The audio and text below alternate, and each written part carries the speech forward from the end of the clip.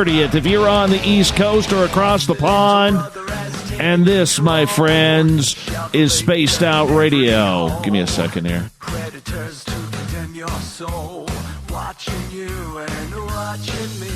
It's Monday, October 29th, Tuesday, October 20th, if you're on the East Coast or across the pond.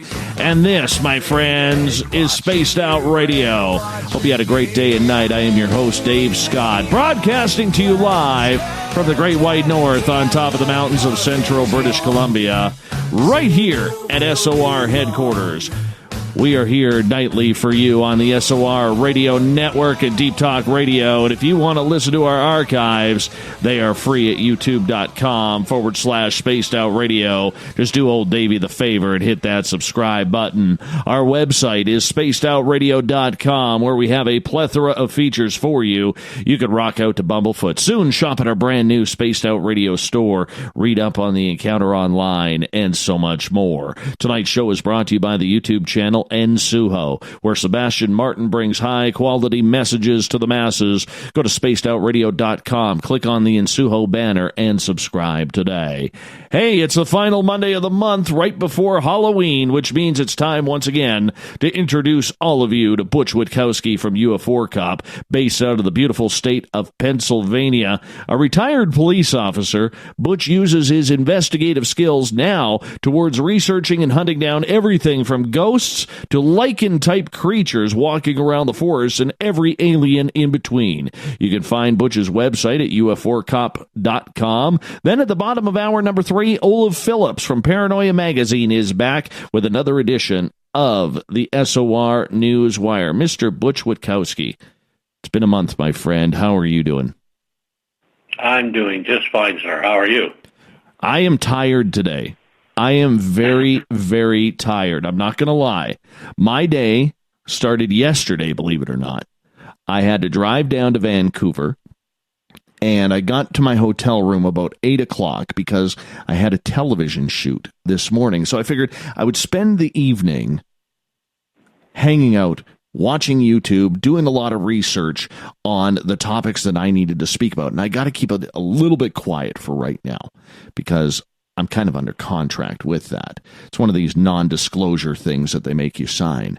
So Vancouver has a real traffic congestion problem.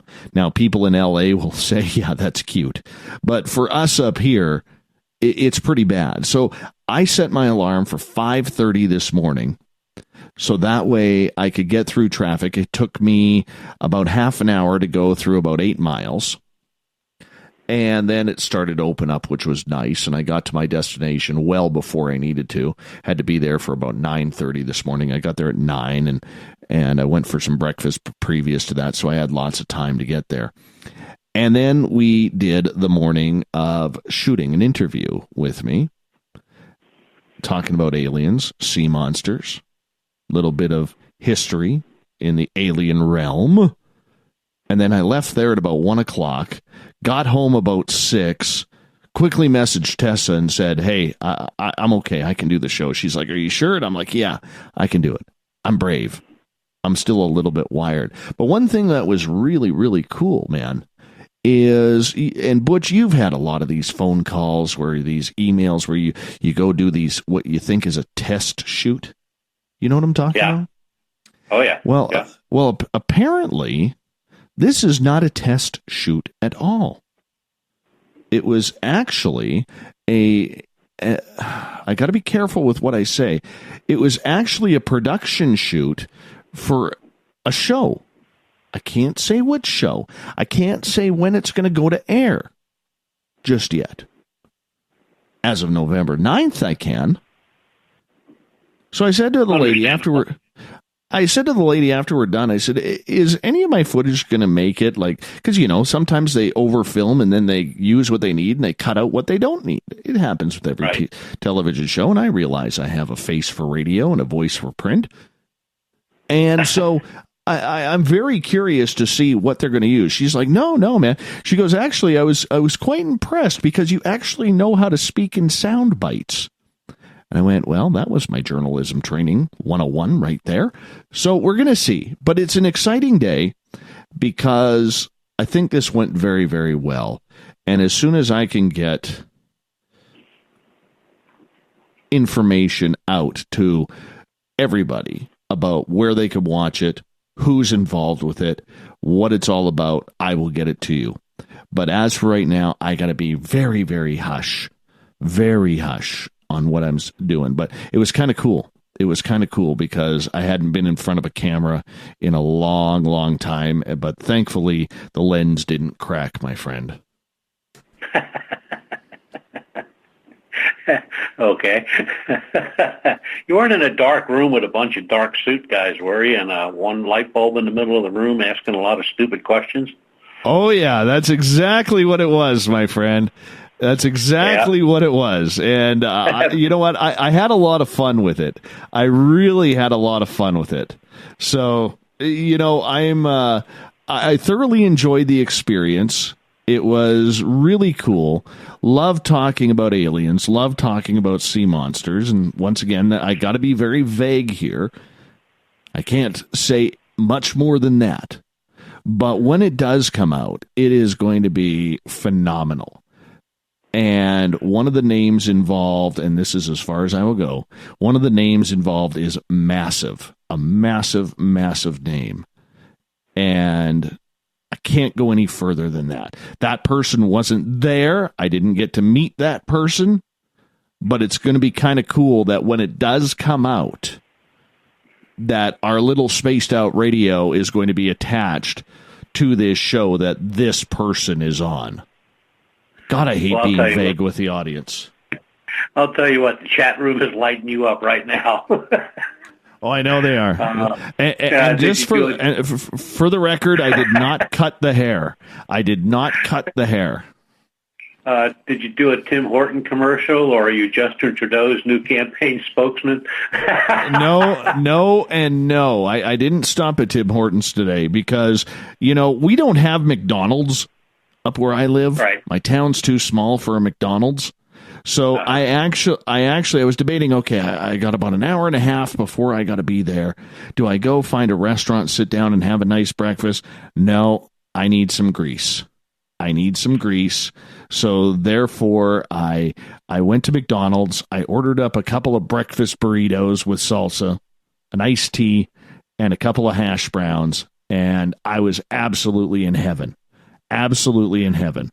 Now, I know Amy Martin's rolling her eyes at me right now listening to that, thinking, Dave, you're on a diet. You can't be eating that stuff if you're going to be doing TV. I deserved it because it's been probably a year and a half since I had a good McDonald's breakfast like that. And I needed the grease, man. I needed the grease bad. Yeah, I know. Sometimes that is needed. I know sometimes on the road we'll pass these really nice restaurants and then we start to hunt the sleaziest place we can find. Oh, yeah. There's nothing wrong with a little grease every now and again. You know, nothing wrong with it. What's new with you, my friend? What have you been up to? Well, just busy as usual. I mean, a lot of stuff going on. But I was on a blog chat the other night listening to a couple researchers. Yeah. And, of course, I had to open my big mouth and stick my foot in it as usual. Oh, not you. Not you. The gist of the conversation was that the most important testimony in any investigation is eyewitness testimony. And I listened to the guy for about 15 minutes, and then I interrupted and said, eyewitness testimony, you know, it can be important during the process of investigation research. Right. But even though eyewitness testimony is not necessarily reliable, researchers tend to think it is reliable. You know, they're likely to be much more convinced by testimony of a good eyewitness than more physical or circumstantial evidence, and that's a fact. I hear you there, man. Research has found, you know, over the years that eyewitness identification testimony can be unbelievably unreliable. You know, although a witness sometimes can be very confident in their memory that is accurate when they're identifying something, an object or something moving in the woods or whatever. malleable nature of human memory and visual perception makes eyewitness testimony one of the most unreliable forms of evidence. So then, we went back and forth on that for a little bit, and I just said to him, I said, look, you can look it up anywhere, but eyewitness testimony, you can question it on 3 scientific grounds, and it's a fact. These are the 3 grounds that they evaluate eyewitness testimony. First, visibility conditions, maybe poor, low light, you got poor weather conditions, etc. 2, many research studies report that even under good visibility, humans are poor at facial and body identification. And 3, the procedures that most researchers use to obtain the identification are based on what they have made up in their mind already, what they wanted to see. So it's unreliable. And after about 15 minutes of going back and forth with this guy, he finally said, well, that's true. And I thought, why did I just waste my time? But well, you know what, though, Butch, and I don't mean to cut you off there. When all you have is eyewitness testimony, though, it's very difficult to try and convince other people that is not evidence, because we all can fall back, and I'm guilty of this too, fall back and say, look, eyewitness testimony is good enough for the court of law. We have enough information out there that could, on UFOs or aliens or whatever it may be, that could put someone in jail for the rest of their lives. You know what I'm saying? That's true. That's true, but not on its own. No, but I understand that. But it all comes down to, would it could be circumstantial evidence? Is that how you would rely on that one? Right. Yes. Yeah. It would, the best case scenario going into a courtroom would be you have eyewitness testimony, preferably multi-eyewitness testimony, physical evidence, circumstantial evidence, something more than just eyewitness testimony. A lot of people have gone to jail for the wrong reasons because somebody misidentified them. And you see that a lot with in Bigfoot reports, especially where you have when they're defining what they see, and they're describing a bear, or they're describing a deer, or they're describing something brown and hairy running through the woods. Well, there's a lot of brown and hairy things running through the woods, but they already have it predispositioned in their head that what they saw was a Bigfoot, and there's no way you're going to talk them out of it. And then they'll take you to show you the prints, and you're looking down at a set of hoof prints from a deer or moose or whatever elk, and they're still swearing and declaring that it was a Bigfoot. So although eyewitness testimony is important, there's a lot of things that have to go with it to make it rock solid. And after a while, we bantered back and forth, and I think he finally got the gist that I was not going to ever go on a case or decide a case on eyewitness testimony. I need a little more than that, something, because a lot of hoaxes have been just eyewitness testimony. And one of the other gentlemen that was involved in the conversation, it just happened to him where on eyewitness testimony only, he drove 100 miles to talk to the witness, and after 5 minutes knew the guy was lying. But he had an eyewitness, and I just said, look, you need more than that. Remember, you need evidence. You need proof. Without those two, it's just a story. And in this case, this guy, it was just bad identification or hoaxed identification. But,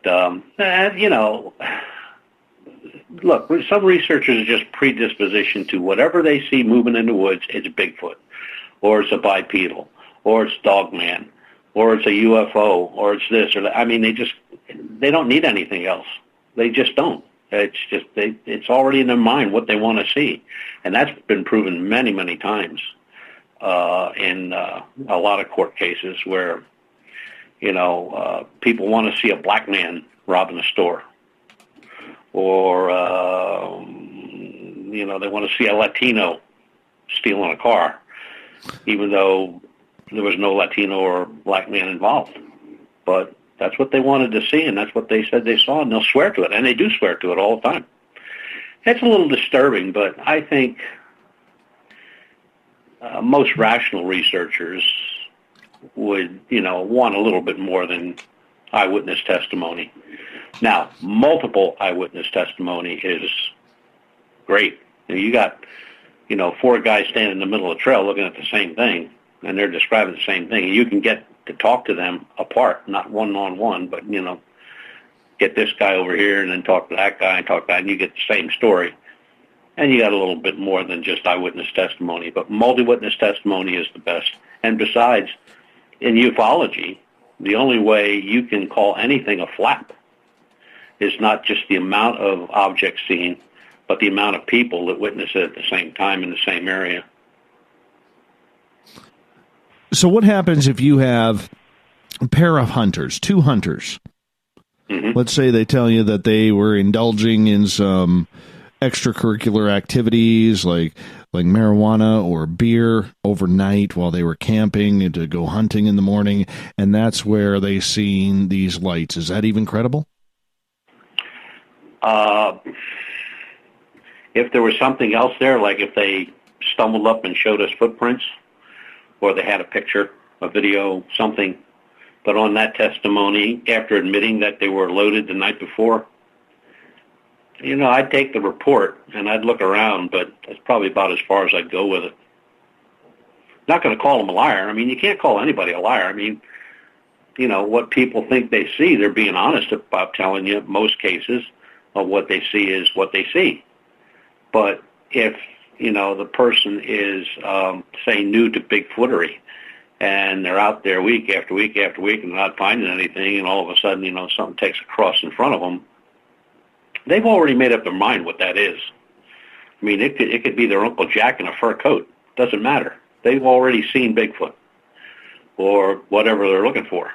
Same, a lot of stuff in ufology, especially in the sky. I mean, you can show somebody pictures of the ISS.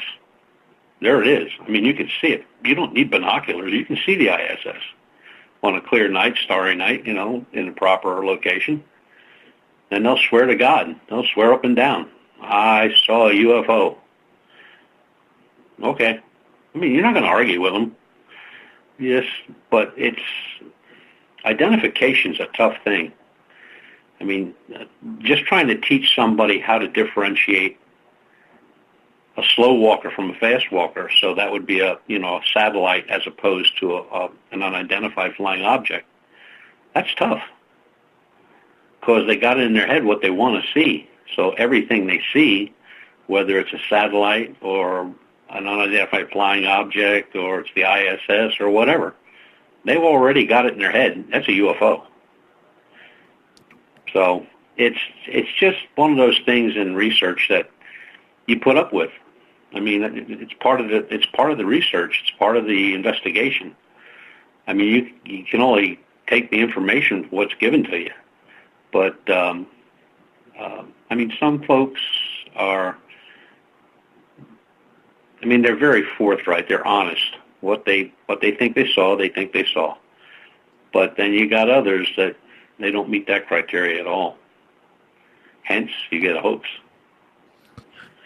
So what's the difference between a really good sighting that someone explains and evidence, something that you could use for your research?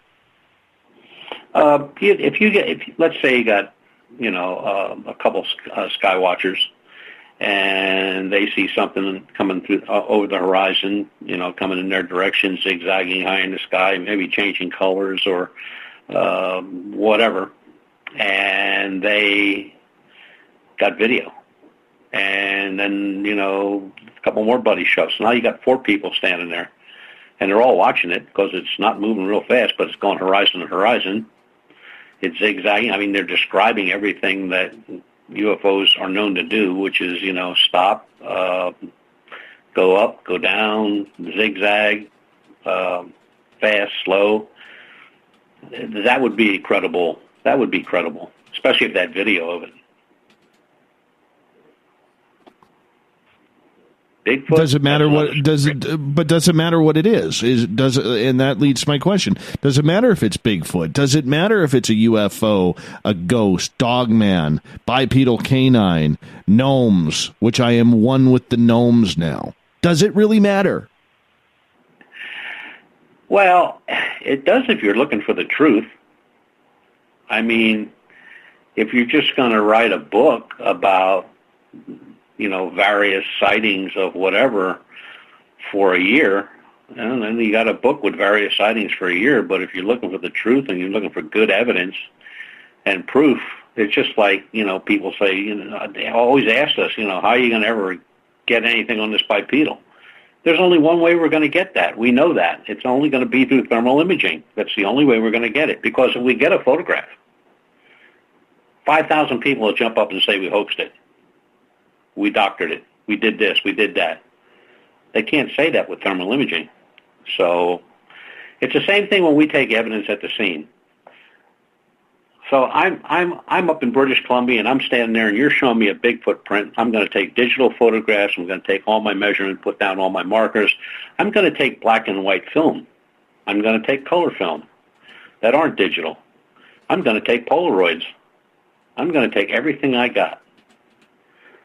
And that just makes your case all the much on the good side, because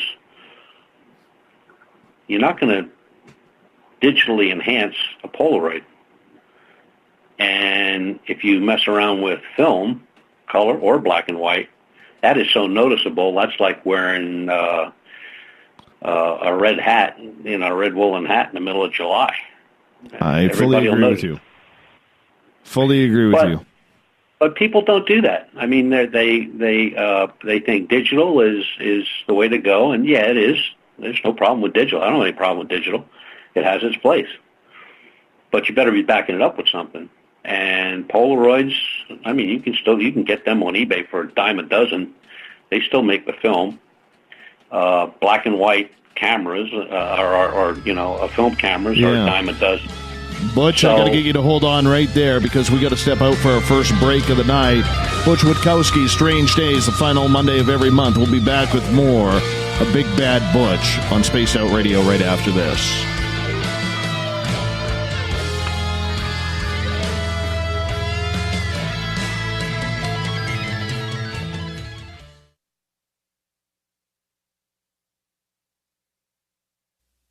You're listening to Spaced Out Radio Live with Dave Scott on the Deep Talk Radio Network.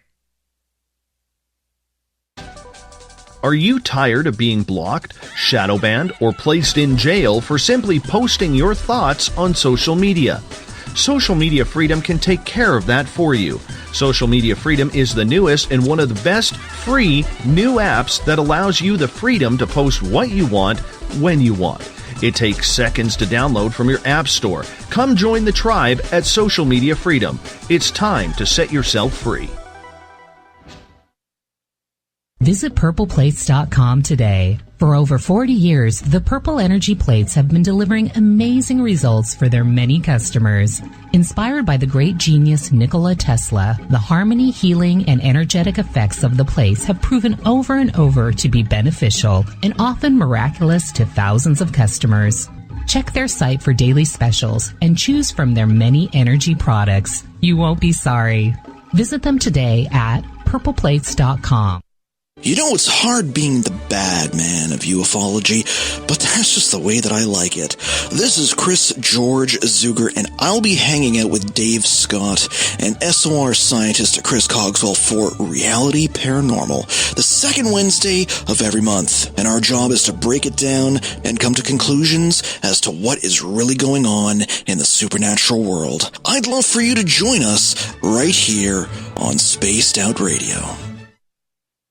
So, you love talk radio? Then you'll love TalkStreamLive.com. TalkStream Live is always on, 24/7, with the best streaming talk shows. Find your favorite talkers and discover some new ones. It's free, readily available online or on mobile with any smartphone or tablet. Finding your favorite talk shows all in one place has gotten a whole lot easier. Just go to TalkStreamLive.com. Be sure to download the free apps from Google Play or the iTunes App Store. Coming soon to our website, spacedoutradio.com, is the SOR Space Travelers Club. For just $5 a month, you can get into a private area on our site where you can hang with other listeners in our chat room, post in our forum, and check out a bunch of exclusive content and store that won't be found anywhere else, including a nightly after-show party with Dave.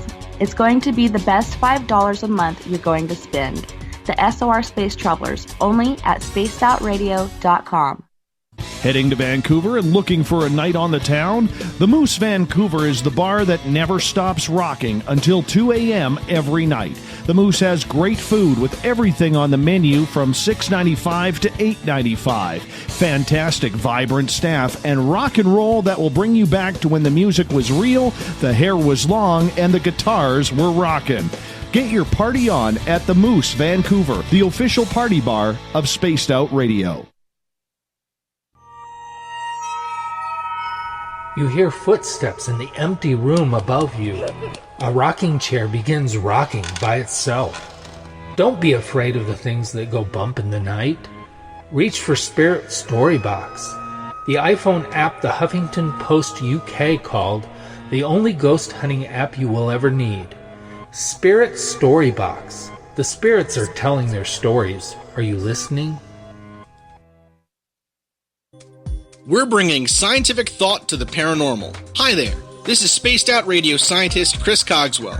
Join me, Chris Zuger, and Dave Scott the second Wednesday of every month, where we break down the who from the woo when it comes to everything paranormal. We'll investigate and try to bring sensible answers to those straight and sometimes outlandish questions people have. Hey, not everything has an answer, but we'll do our best. Listen in to Reality Paranormal only on Spaced Out Radio. Hello, this is your guitar man, Ron Bumblefoot Thal, and I have to tell you, I love the response I get for Little Brother is Watching from Spaced Out Radio fans. It's amazing how music can inspire and make people think deeper about what's going on in the supernatural world. You can head over to my website, bumblefoot.com, to check out my music, my guitar workshops, my touring, even check out some of the hot sauces that I'm working on. And make sure you keep on listening, because with Spaced Out Radio, you know Little Brother is watching. Looking for a place to advertise at a very reasonable cost? Look no further than Spaced Out Radio. SpacedOutRadio.com has an advertising tab that you can click to check out our daily, weekly, and monthly packages to play on the radio, or our website including social media. From commercial spots to banners, we have it all. Check out our competitive pricing today.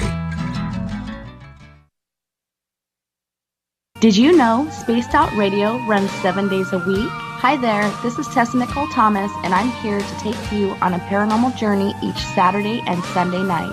Why change the station when you have it all right here? Together, we'll hang out and share some strange and scary stories. And don't forget, we have Psychic Sundays as well, so come tune in Spaced Out Weekend. We get going at 9 p.m. Pacific, midnight Eastern, only at spacedoutradio.com, where we own the night. Are you intrigued by Paranormal Talk Radio? You'll love the new Paranormal Radio app from TalkStream Live. You'll find a great selection of talk shows covering UFOs, ghosts, strange phenomena, and much more. Download the Paranormal Radio app now and start listening to the very best in paranormal talk entertainment, including the network you're listening to right now, the Paranormal Radio app, free in Google Play and the iOS App Store. Hi there, this is Geraldine Orozco from San Francisco's Bay Area Meditation. I invite you to join me the first Tuesday of every month with Dave Scott for Spaced Out Radio's The Spiritual You. In this fast-paced world we live in, it's time for you to take some time for you. We'll cover every possible subject from powerful meditation to healing techniques to your own intuition and spirituality. So come join us for The Spiritual You. A timepiece is a reflection of who you are, and what better way to show off the real you than with an Escape watch? Escape is a lifestyle brand accessorizing your days and nights. Choose to escape and create the life of discovery that you deserve. Dream, play, unite with your own personalized Escape watch. Head to escapewatches.com. There is no time like the present to enjoy your escape. Use promo code SMF2017 for your 20% discount today.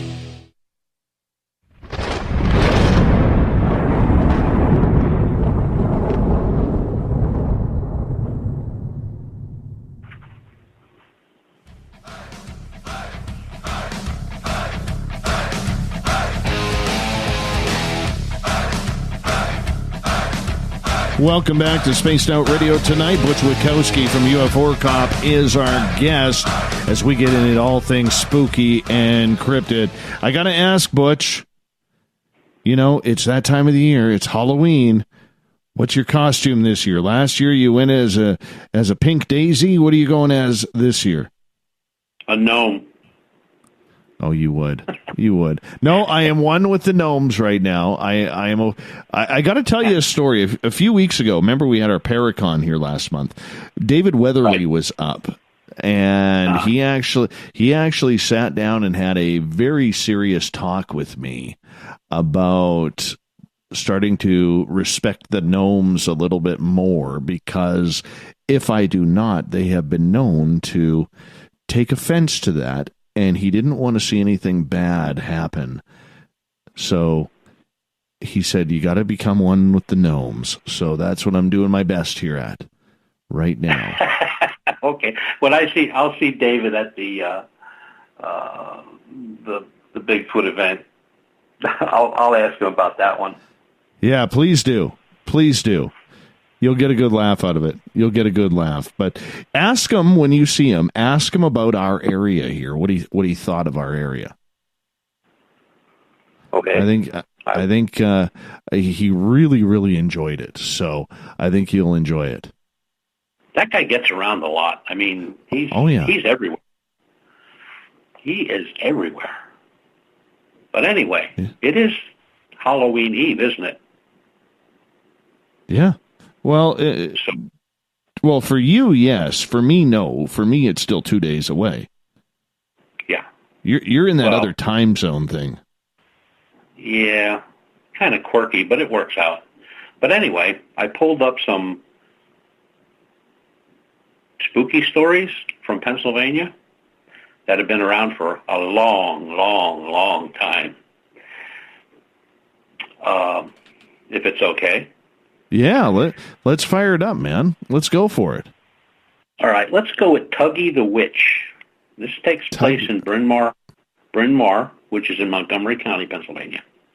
Yeah. The Harrington house dates back to 1682, when it was a land grant given by William Penn. The first home was built by Roland Ellis in 1704, and Richard Harrison bought it in 1719. Although a Quaker, Harrison was also a tobacco farmer from Maryland. He grew tobacco at Harrington, too, and employed slave labor to farm the crop. It's thought, in fact, that Harrington was the northernmost slave plantation in America. One of the slaves was named Tuggy, who knew some voodoo. She didn't like it in Pennsylvania and wanted to return to her Maryland family. She tried to kill her hated owner, first by poisoning his morning cup of chocolate. But at the knock of a door saved him from drinking the concoction, and Tuggy had to come up with a new plan B. So she went to the graveyard with a wooden stake. Some think she tried to raise a body from the dead to do her bidding, while others believe she was trying to cast a death spell on Harrison. Whichever, it worked, but on the wrong victim. A blood-curdling scream was heard from the graveyard that night, but being superstitious, no one wanted to venture out into the boneyard until morning. There they found Tuggy's body, staked to the grave. Legend says that she accidentally drove the stake through the hem of her dress and thought that a dead man's hand was pulling her down into the grave to join him, and she died of fright. Wow. And this lady is still haunting the area? Mm-hmm. Yeah, these were all haunts. Next one I got is from Dauphin County, which would be Harrisburg, Pennsylvania area. Right. And it's called Bloody Mary. Yeah. This particular version setting is in mid-state, but it's lore, but it has its roots everywhere. Bloody Mary was an old crone that lived deep in the woods, making her living selling herbal cures to the locals. None dared cross her, as she was supposed to be adept at dealing out curses also. The townspeople thought she was a witch. Then the village's young girls began to disappear one at a time. The folk searched the woods and the buildings, the streams, and everywhere they could think of with no luck. They even screwed up the courage to see if Bloody Mary knew what happened to the children. She denied any knowledge of the missing girls, but the villagers were suspicious of her. Bloody Mary looked younger than them. One night, the miller's daughter got up from bed and left the house. Her mother and father tried to stop her, but she tore out of their grasp and headed into the woods. Their struggle awoke the town, and the people all followed the girl. She made a beeline toward a light in the forest. At the end of the light was Bloody Mary, pointing a bright wand toward the girl to draw her to the spot. The townsfolk set upon her, and one farmer had a gun and fired a shot and killed her. He fired the shot into the witch, and they carried her body back to town, where they put her up on a stake and burned her. As she sizzled, she came back to life and spat out a curse. If anyone mentioned her name while looking in the mirror, she would come back and claim their soul. Wouldn't you know that some people actually tried that? And true to her word, Bloody Mary sprang from the mirror, tore their bodies apart, and laid claim to their souls forever. They are trapped in the mirror for the rest of eternity with her, Bloody Mary. Do you believe the Bloody Mary one? To me, that sounds a little too folklore-ish. Yeah, it is kind of folklore-ish. I'm pretty sure it's probably folklore. But it's a story that's been around in Pennsylvania for a long, long time. Yeah. And then what else we got? Oh, we got the Goblin of Easton. Easton, Pennsylvania is right near Allentown. Okay. I think it's like the third largest city in the state. There was a monk at the mission in Easton who loved money and power more than he loved God. He would hear the confession of good folk who attended the mission and then would blackmail them into giving him gold and silver to keep their darkest confession secret. He turned many a sinner towards the gates of hell rather than the gates of heaven, encouraging their crimes in secret while he reviled them in public. It was after he beat an old woman to death that the monk was imprisoned and sentenced to hang for his crimes. But just after he was cut down from the noose and pronounced dead, his corpse began to transform before the horrified eyes of the people. The face twisted and tusks sprang from either side of his nose. His head of white hair grew long and greasy, and two pointy canines emerged from his mouth. The beast monk opened his eyes, which glowed yellow in the light of the day. His feet now had claws rather than toes. The townspeople screamed and fled, and no prayers of his brothers in faith could banish the beast. He disappeared into the deep forest, only to return at night and prey upon the monks at the mission who had been responsible for his death. After 5 of the brothers had fallen to the beast, the rest of the monks abandoned the mission and moved to another part of the country. Since that time, the mission has slowly fallen into ruin, and in the late 1900s, caught fire during a thunderstorm and burned to the ground. And it was blamed on the Goblin of Easton.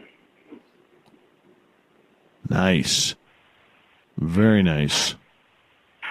One more. I had to pull this one because this one here is called the Storm Hag, and this story, when I researched it, this goes back for centuries. She lurks below the surface of Lake Erie, which is near Presque Isle. Right.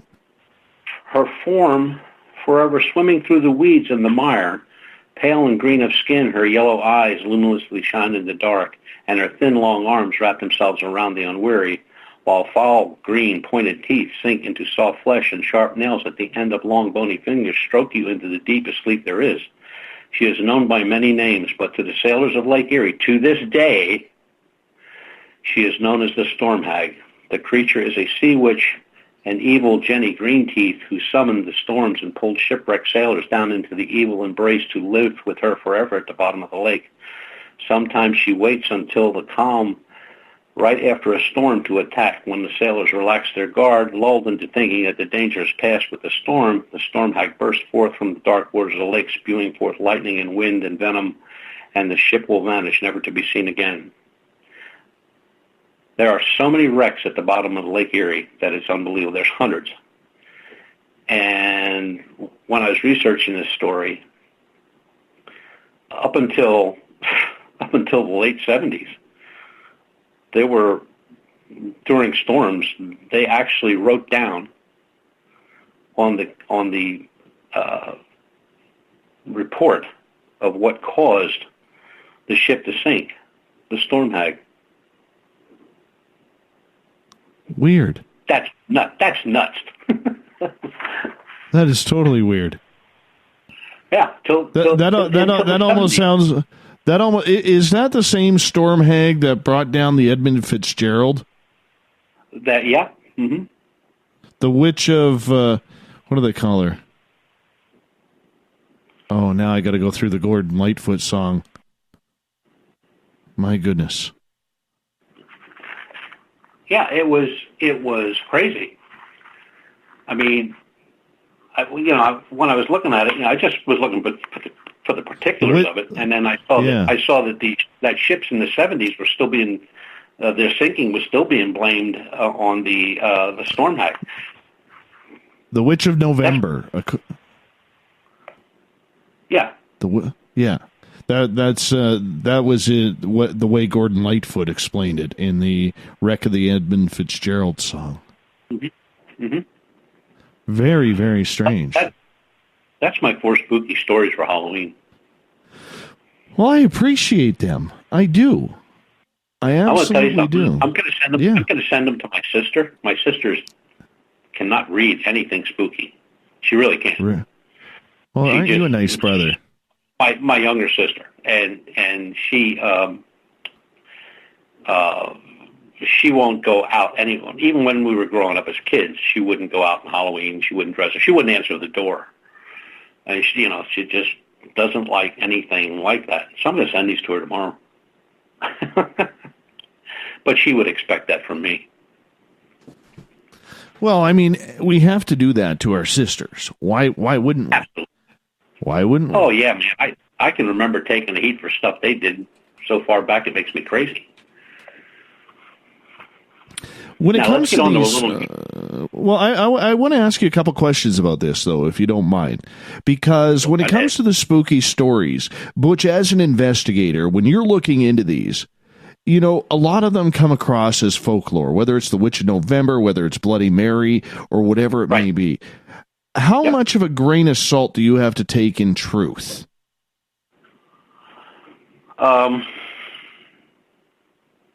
Well, it's just like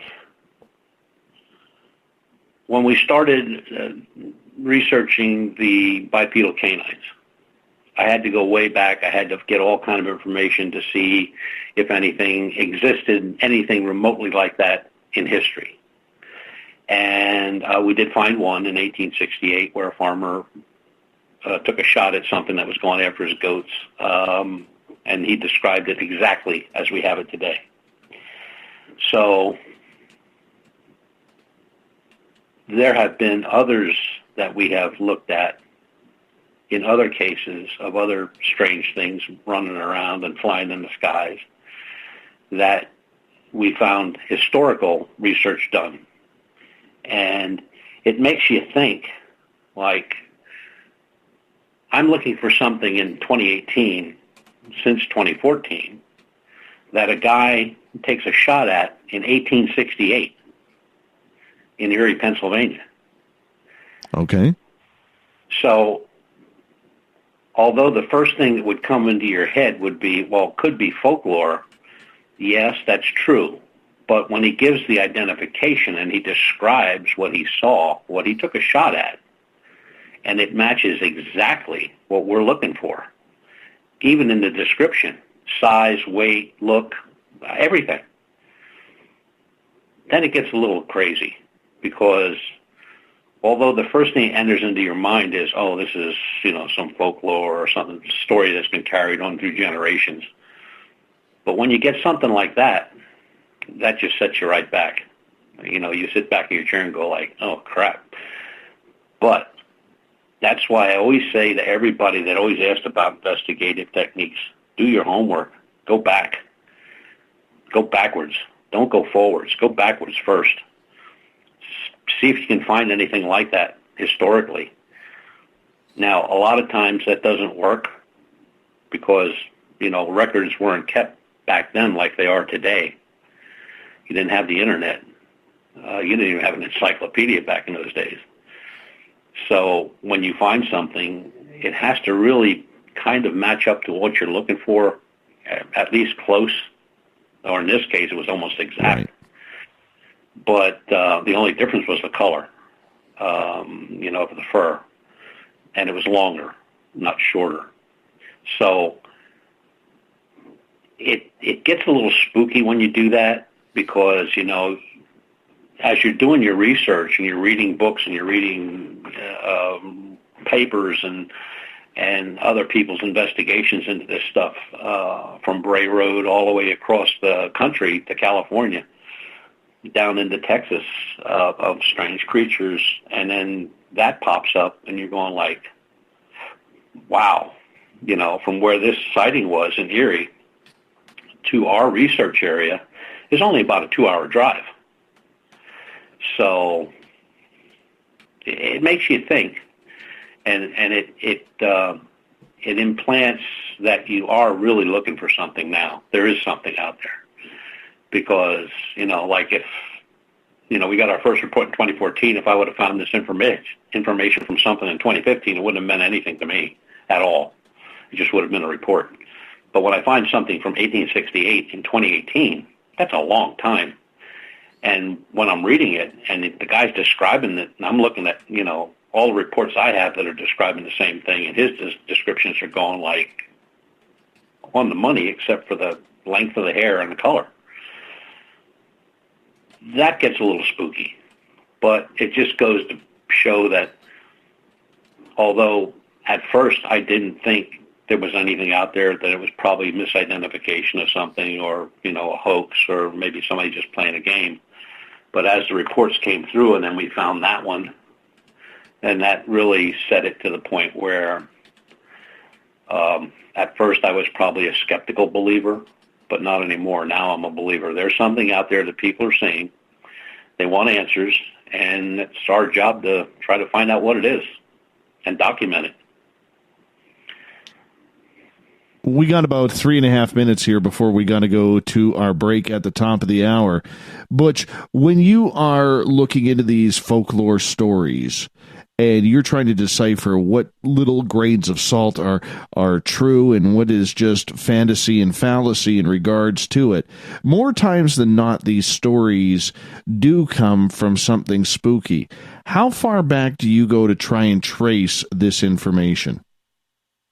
Well, as far back as I can. I'll do historical societies first because that's where you're going to get your information with old newspapers and old documents, and then the library, of course, and then books. But mostly it starts at the historical society. Every little town in this state has a historical society. I don't care if they have a population of 50 or if they have a population of 50,000. They have a historical society. And they're just a wealth of information. And then when you're done with them, then the next place I would go, would be to the local newspaper and go through their archives. And it's amazing what you find. You wouldn't even think that people would even think to keep that stuff. But when we that's how we found that guy. We didn't find him through a historical society. That was found through a newspaper search. And when we went through the search, you can put in, now the microfiche you can't, but the computerized versions now that they have archived, you can, where you can put in search terms.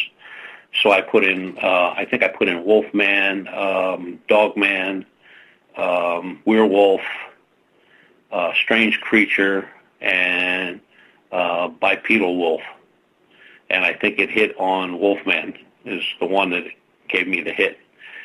But I'll tell you what, when I read that, I got shivers. I really did, because I figured I'm not going to come up with anything with this thing, right? We only had a couple of reports at that point, and but when that popped up and I read it, and I went like, holy crap, you know. So that's why I always say, you know, people say, well, what is it? Well, I don't know what it is, but I'll tell you what, from that report until now, what we got, we have 57 reports now throughout the state, 57.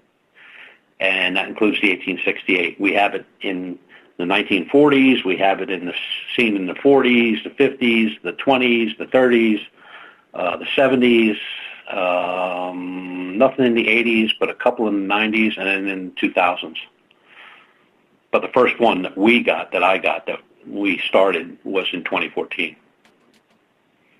But all Excellent. the other stuff, all the historical searches were done that came up with the other ones. And getting back to what you said in the first half hour, this is where research comes into play when you're trying to solve these riddles, isn't it? We got about 45 seconds for you. Oh, absolutely. I mean, taking a report, writing down a bunch of information and putting it in a file doesn't do anything. Whatever information you get, however little or however much you get, you need to research that, background research first. I mean, just like if you're going to investigate a haunted house, well, wouldn't it behoove you to find out that if you did a background research on the real estate, that the place was built on top of a cemetery? Of course it would. And people say, well, I can't afford that. Well, that background research doesn't cost a dime. I have yet to spend a penny. The only thing I've ever spent money on in background research was to get copies made. That's it. Doesn't cost you anything to do that. And it's well worth the time. I can fully understand that. Butch, I'm going to get you to hold on here as we're going to go for our break at the top of the hour. Butch Witkowski's Strange Days happens the final Monday of every month. Butch's next date will be November 26th. We'll be back with more Strange Days Cryptid Talk right after this on Spaced Out Radio.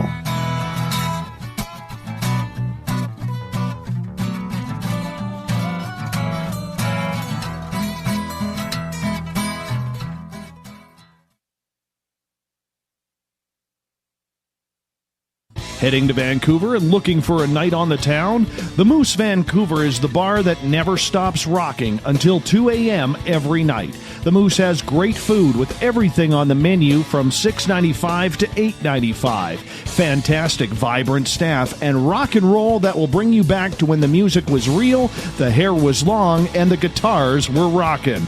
Get your party on at the Moose Vancouver, the official party bar of Spaced Out Radio.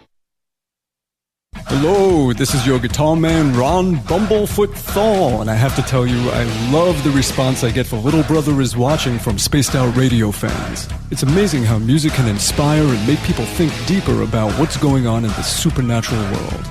You can head over to my website, bumblefoot.com, to check out my music, my guitar workshops, my touring, even check out some of the hot sauces that I'm working on. And make sure you keep on listening, because with Spaced Out Radio, you know Little Brother is watching. You're listening to Spaced Out Radio Live with Dave Scott on the Deep Talk Radio Network. You know, it's hard being the bad man of ufology, but that's just the way that I like it. This is Chris George Zuger, and I'll be hanging out with Dave Scott and SOR scientist Chris Cogswell for Reality Paranormal, the second Wednesday of every month. And our job is to break it down and come to conclusions as to what is really going on in the supernatural world. I'd love for you to join us right here on Spaced Out Radio. Visit purpleplates.com today. For over 40 years, the Purple Energy Plates have been delivering amazing results for their many customers. Inspired by the great genius Nikola Tesla, the harmony, healing, and energetic effects of the plates have proven over and over to be beneficial and often miraculous to thousands of customers.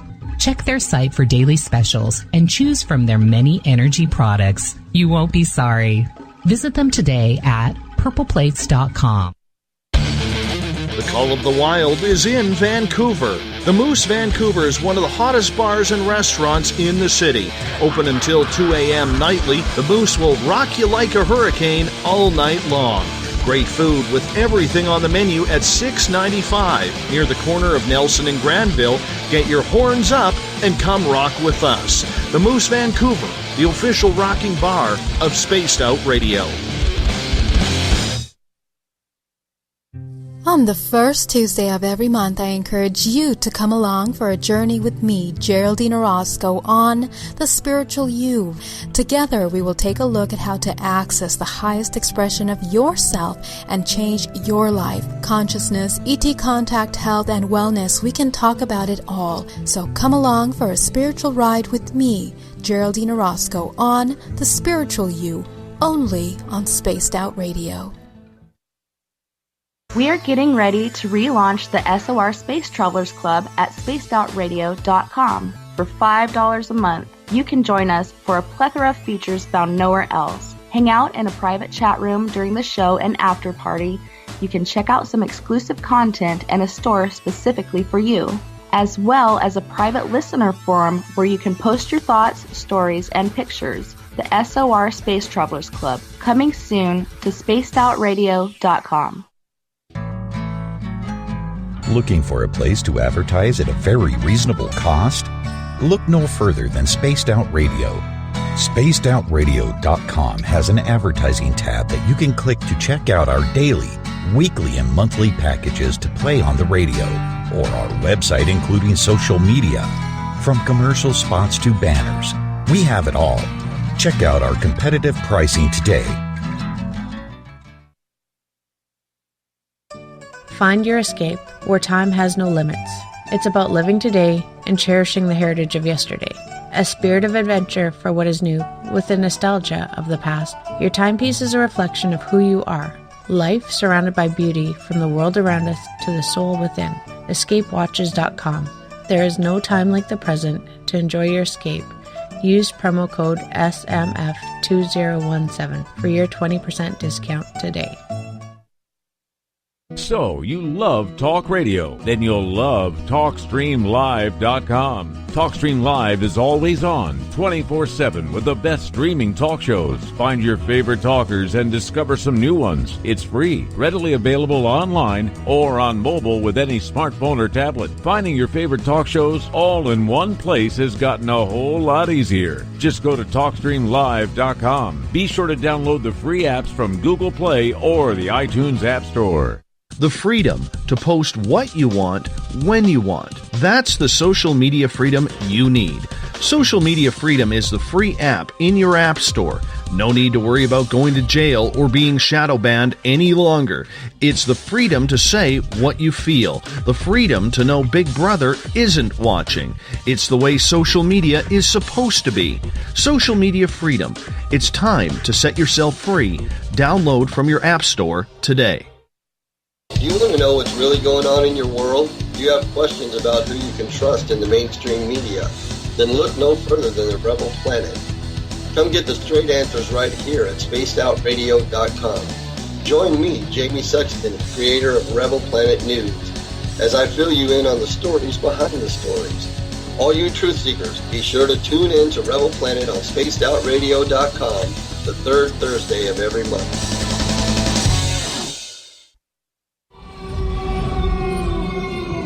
Hey, this is Canadian Paranormal Investigator Mike Moore. The third Wednesday of every month, I'll be teaming up with Dave Scott to bring you Ghosts of the Great White North. Each month, we will bring on guests from across Canada to discuss their ghostly encounters. Canada is a paranormal hotbed with stories you've never heard, so we're going to bring them to you. So get comfy on your Chesterfield, grab a donut, and join us, eh?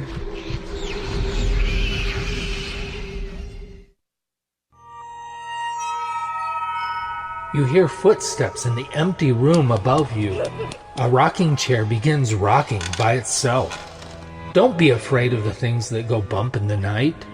Reach for Spirit Storybox, the iPhone app the Huffington Post UK called the only ghost hunting app you will ever need. Spirit Storybox. The spirits are telling their stories. Are you listening? Get your horns up with me on Spaced Out Radio. This is Ron Bumblefoot Thal. Come tune in to SOR where you can hear me rock out with Little Brother is Watching, the official theme song of Spaced Out Radio. And then come on over to bumblefoot.com where you can find out about my tour schedule, my music, and everything else. Bumblefoot.com keeps you up to date on what I'm doing and the best way to stay in touch with my music and music camps. Sign up for my newsletter at bumblefoot.com and remember, Little Brother is watching. You're listening to Spaced Out Radio with Dave Scott. Follow Dave on Twitter at Spaced Out Radio and on Facebook, Spaced Out Radio Show. Welcome back to the second hour of Spaced Out Radio. Tonight, I am your host, Dave Scott. Thank you so much for being with us. Tomorrow night on the show, Ian Holt will be back. We're talking Halloween horror all night long. We get going at 9:06 Pacific, 12:06 a.m. Eastern at spacedoutradio.com. We welcome back everyone listening in on the SOR Radio Network and Deep Talk Radio. Don't forget, all of our archives can be listened to for free at youtube.com/Spaced Out Radio. Do old Davey the favor, hit that subscribe button. Bill Cardwell has set the password for tonight in the SOR Space Travelers Club. Pellucidity. Pellucidity is your password. Make sure you use it wisely, Space Travelers, as Bill sets the password each and every night right here on the mighty SOR. Our website is spacedoutradio.com, where we have a plethora of features for you. You can rock out to Bumblefoot. Soon you can shop at our brand new Spaced Out Radio store. You can read up on the SOR Newswire and so much more. Butch Witkowski's Strange Days happens the first Monday. Make that the final Monday of every month. Butch's website, uforcop.com, as we talk all things cryptid, alien, ufological. Make that ufological?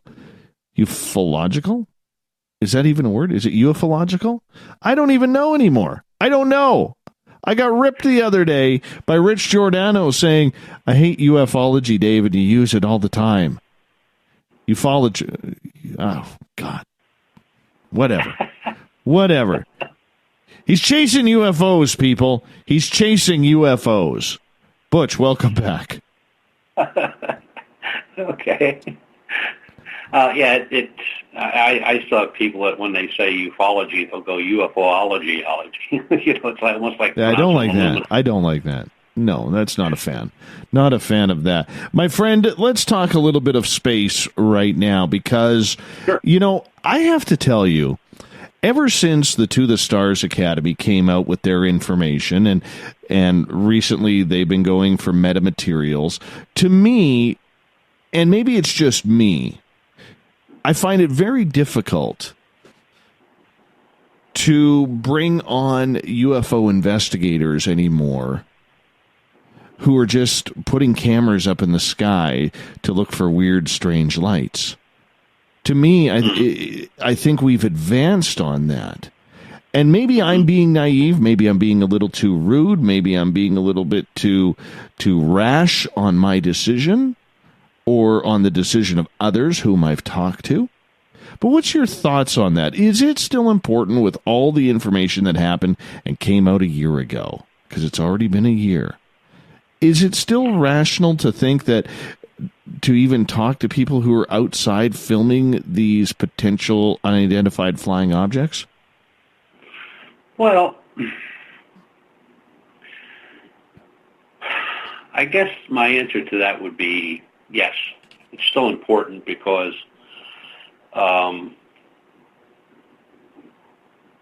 there's been an uptake in the last year, and we discussed this last time I was on the show. Now, I just did my reports for September, and I matched it up against last year. Last year we had 8 reports for September of 2017. 2018, we have 24 reports. And with the exception of 4 of those reports, they're all triangles. Now, they could be ours because we do have that capability now using triangular drones. But the ones we use are very slow. They're not fast moving at all. So with these reports of triangles, one of the first questions asked is, how fast did it move? Was it moving fast, or was it just creeping along? One of my investigators, a police officer coming home from work, was following one night on his way home. It was right above him, as a matter of fact, and it was moving very slow. It was accompanied by 2 military helicopters heading toward Harrisburg Airport. And he said it was doing like 35, 40 mile an hour. And other reports of triangles that we feel are military were all slow moving. But the other ones, the ones that are extremely large or fast, because ours are not large by any means, when you're looking at something or you're getting a report where something's saying like, it blocked out the stars and it was huge, it was bigger than a commercial jet, or it was very high in the sky, because our military stuff is not very high. It's in that 3,000, 3,500 range feet, where these things are up, way high. And they're, when somebody's saying it's large and it's that high up, like 10, 20,000 feet, I mean, that's a huge craft. The 3 lights are no longer in the reports. Sometimes there's no lights at all. It's just they block out. You can make, on a clear night, it blocks out the stars. Or they have protrusions, which has just been seen since 2012, I think, was the first time we had a report on a protrusion sticking out the front. They're seen in daylight. They're seen in early evening. They're seen at night, early morning. So I don't know what it is. I haven't had a report of a saucer-shaped craft in years. Mostly triangles, rectangle shape, orange balls, all that kind of stuff. But it is, I just think there has to be a reason for the uptake. But when we saw that uptake, we went immediately and started looking at abductions. They were on the rise too. I talked with Dr. David Jacobs and told him that I had I saw an increase in abduction reports over that particular year, which I think was 2015, 16. And he checked his records, and he gets a hell of a lot more than I do. And he said, yeah. He said, now that you mentioned it, he said, I looked up. He said, I'm up like 12%. And I was over 10% higher. So now the thing is, what do we attribute an uptake in abductions and an uptake in reports? And, it's just that mystery. Look, there's something up there. We know that. That's been proven many, many times over many, many years. And although I'm not a subscriber to the ancient alien theory, there are things in those theories that make you think a little bit. So when you see a drawing from the Incas or somebody, back in that era, that is comparable to what you're looking at or being described to by a witness, it makes you think. Look, we don't know what they are. We know they're up there. They've probably been here for thousands of years. We don't know who's piloting those, if they are, or if they're just machines. That's another thing. Are we looking at craft that are being piloted by some beings, or are they just machines that are sent out to scour the universe or scour the star systems? We don't know. There's so much we don't. There's so much we know, and then there's so much we don't know. And I think that's really the only thing that keeps a lot of ufologists going, as far as doing their star watches and their research and stuff, is the fact that they want to know more, but there's not a whole lot more to gather. I mean, we have them on video, we have them on film. I mean, the military has acknowledge their existence, and it just goes on and on and on. But in my case, I'm just looking for the truth. I just want to know what they are, not necessarily where they came from, but why they're here, how long have they been here, do the crafts change over time? Yeah, they do. Years ago, you never heard of rectangles. Years ago, triangles didn't exist. Everything then was, the rods, the tubes, the saucers. That was what was being seen all the time. And now you have, over the last few years, you have the upswing on triangles, on rectangular flats, diamond shaped. Then you got to figure out, or try to figure out, how many of those are ours, and what's the difference between ours and what they're seeing, what people are photographing. But a lot of it in the sky is misidentification, because you got so many satellites up there. You got stuff flying all around the planet. But I just saw, it was Mars. There was a picture up today on the internet where there was a cloud, and then it looked like an exhaust plume going across the planet. And they said, well, it wasn't an exhaust plume. It was probably a volcanic eruption, and we were seeing the smoke from a volcanic eruption. I didn't know that they had volcanoes on Mars, so I got to look into that tomorrow. What does a video of a triangle or a disc or a rod even do for today's research, knowing how the game has changed? Not anymore, it doesn't. In the beginning it did, but not anymore. Now it's people are trying to develop research into how to measure these things, size, and how high they are, how fast they're going. You can get some radar tapes depending on how well or how connected you are with the local airport. But there's still some things that have to be answered. Why do they change color? Why do they stop and drop, or why do they go straight up? I mean, there's just so many things, little things that, like the ones that are very close to the ground, where they're like 500 to 1,000 feet off the ground and multi-witnessed. But then again, it's almost like the Bigfoot photographs. When you get something that close that you can actually get a photograph, and they have a good camera, but the camera, they take the shot and it's all blurry.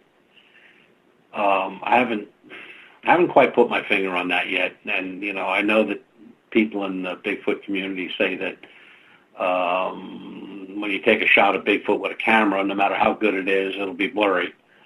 So is that the entity causing that, or is it just somebody with a nervous hand holding the camera? They're little questions. They're just annoying questions. We witnessed one night when we were out on a Star Watch down in French Creek State Park, which is very dark. It's one of the darkest spots in Pennsylvania. It was a very clear October cold night.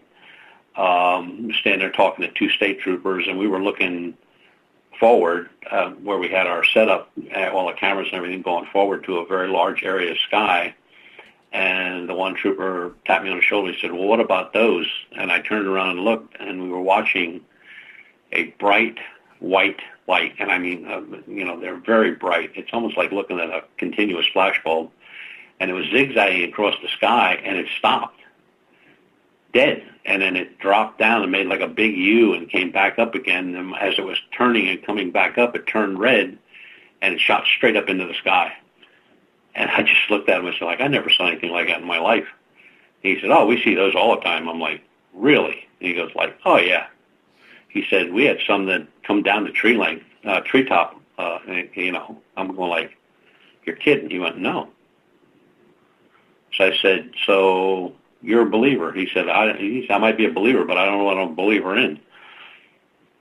Yeah, that was a good answer, I guess, because he didn't know what it was, but there it was. And, you know, we saw it, but we couldn't get cameras moved from where we had them positioned to back to the other side to get that shot. But the three of us stood there and watched it.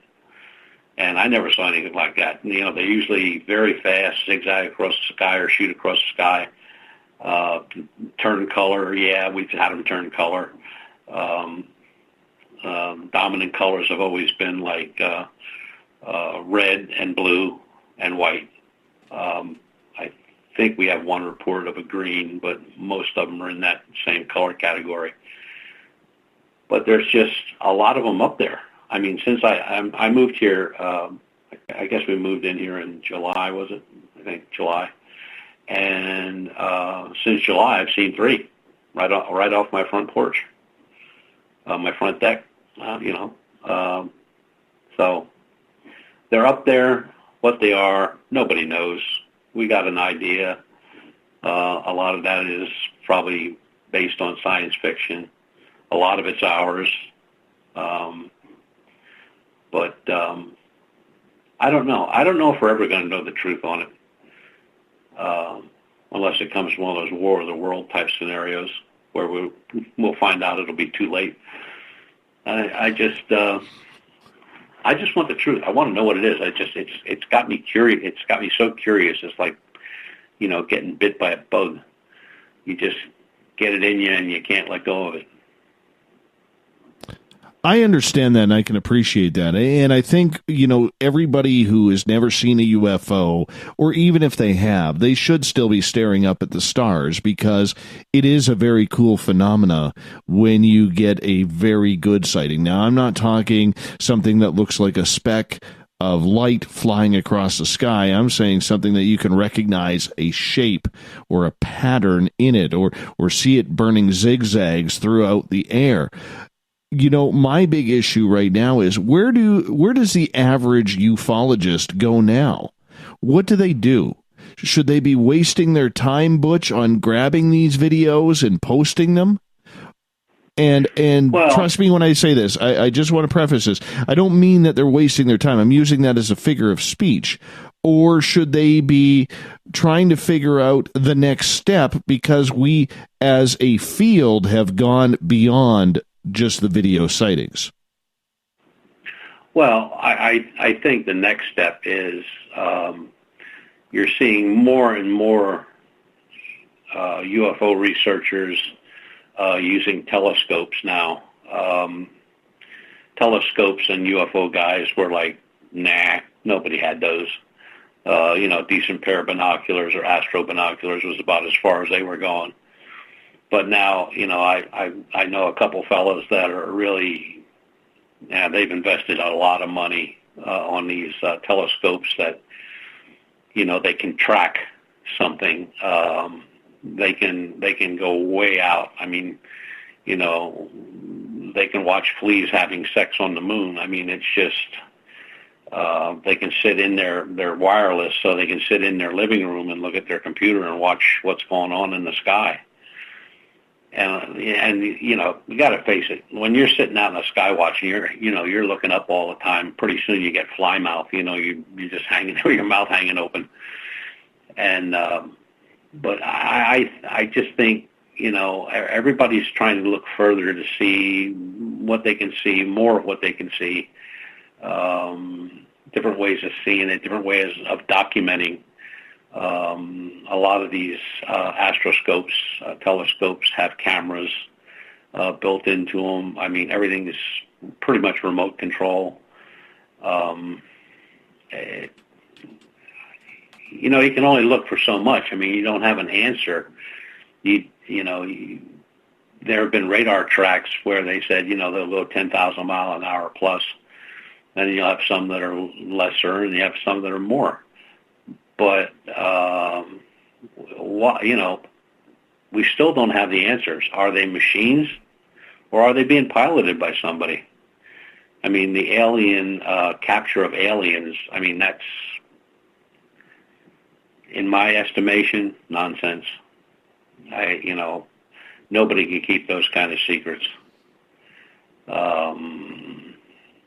Whether it's Roswell or any of the other crashes that took place,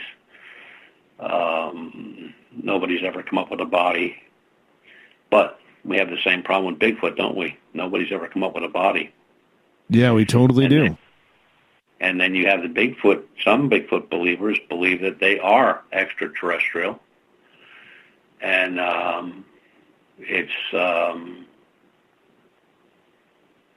there are reports, and there's quite a few of them over time, where a UFO is sighted, either with a Bigfoot close by or a Bigfoot within walking distance of a craft.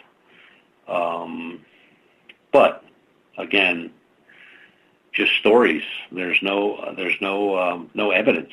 The one in Pennsylvania that just sticks in my head was a gentleman had a craft hovering over his field, and then he saw what he described as a Bigfoot standing beneath it. And there was a blue light shining on the Bigfoot, and the Bigfoot just lumbered off into the woods. But when investigators, it wasn't our group, but it was another group, when investigators got there, which was within a matter of a couple hours, they found no markings of any type, no footprints, no nothing. So, where did that story come from and how did it happen? And then, of course, you got the disappearing Bigfoots, where guys are watching them and they just disappear. They vanish, or they blend in with a tree and they look like a tree. There's just so many stories out there. But it's just like, you got to have the evidence, and you got to have the proof, or it's just a story. We only got about a minute here before we got to hop out for our break at the bottom of the hour. But these UFO videos that people are seeing, how do we know? And maybe we should carry this one into the next hour, because this leads to John's question, who's listening in right now. How do we know that craft like these black triangles are ours and not ET? Or are they reversed engineered? What are you? Like, we can all assume, but is there any real concrete evidence that shows that they're ours? Well, the military craft, I mean, they'll tell you what they are. I mean, you can pull up on any military site, they'll show you what they are. They're drones. I think there's 2 out of, 6 models they have. 2 of them are actually powered by jet engine, turbojets. Most of them are basically prop aircraft, but they're all black, and they have collision lights. So, I always thought it was funny. People say, well, that's flying saucer. I saw it had collision lights. Well, but just travel from... You hold on to the collision lights. We're going to debate those collision lights coming up after this. More Butch Witkowski at the turn of the bottom of the hour. We'll be back with more SOR after this.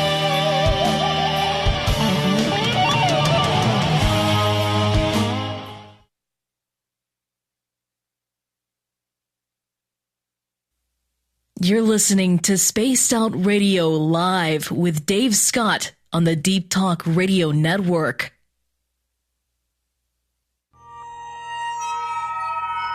You hear footsteps in the empty room above you. A rocking chair begins rocking by itself. Don't be afraid of the things that go bump in the night. Reach for Spirit Storybox, the iPhone app the Huffington Post UK called the only ghost hunting app you will ever need. Spirit Storybox. The spirits are telling their stories. Are you listening? You know, it's hard being the bad man of ufology, but that's just the way that I like it.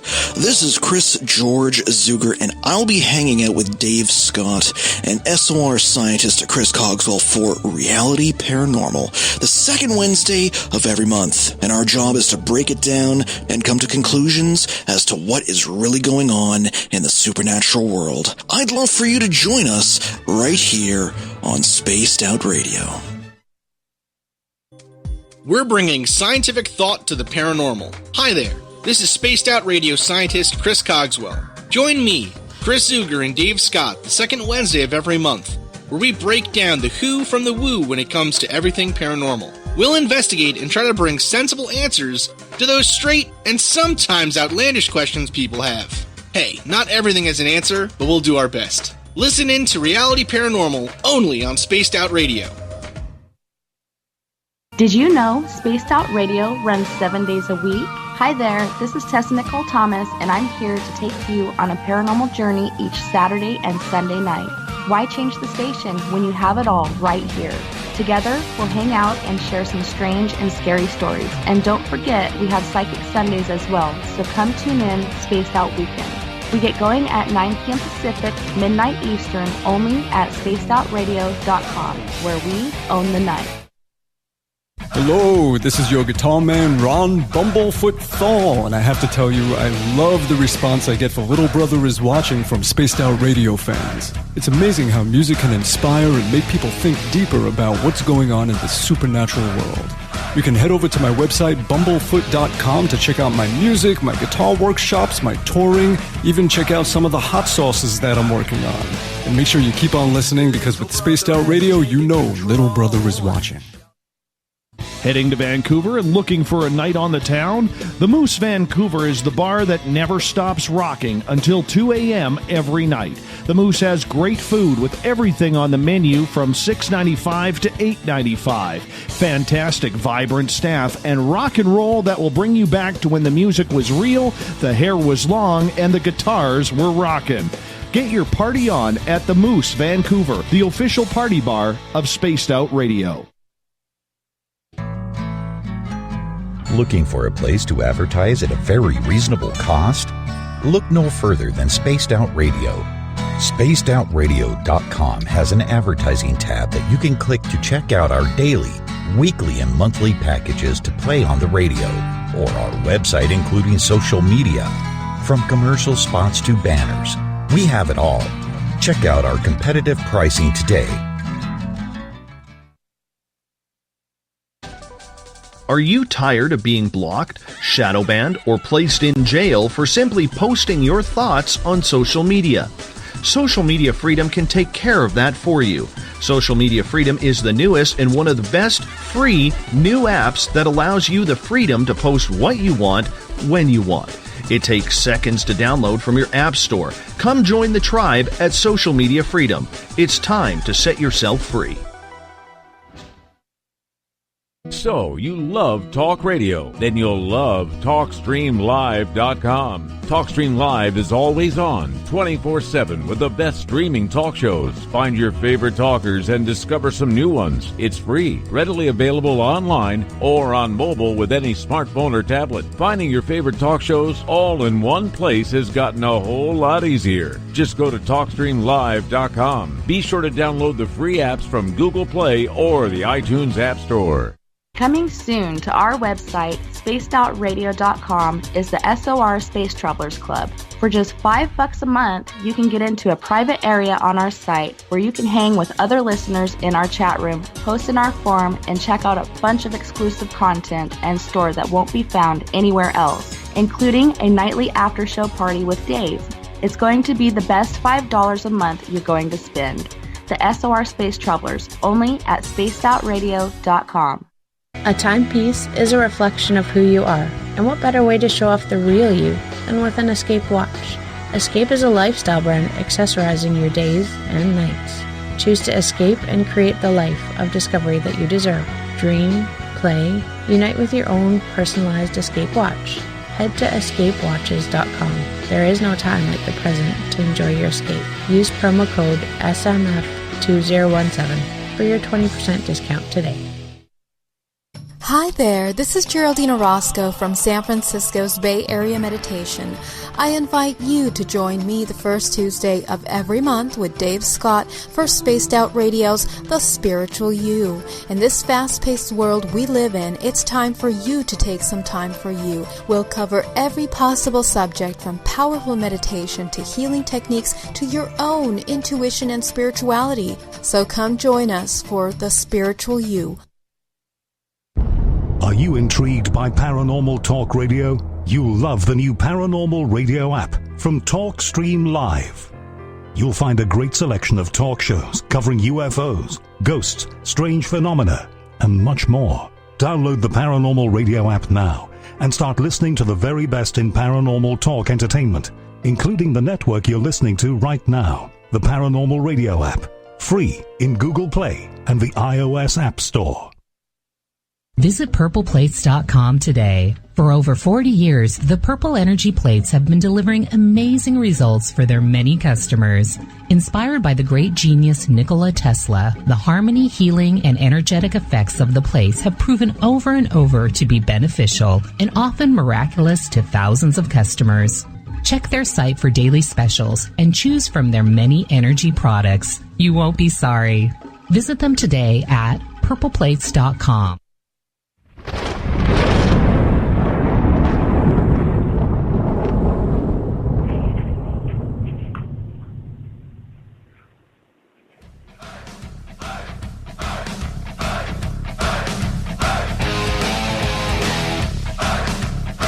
Welcome back to Spaced Out Radio, where we have Butch Witkowski on with us from UFOrcop, his website, UFOrcop.com. That's UFORCOP.com, as we are talking UFOs tonight and the research. Now, right before the break, Butch, we were asking you about how do we tell whether or not it's a military aircraft or something from another world. What is your call on that? You know, because there's a lot of black projects. I think we could admit that the United States military doesn't always show us the really fun toys that we want to see. But on the flip side, we don't know what's extraterrestrial either. That's correct. We don't. And the government ain't going to tell you anyway.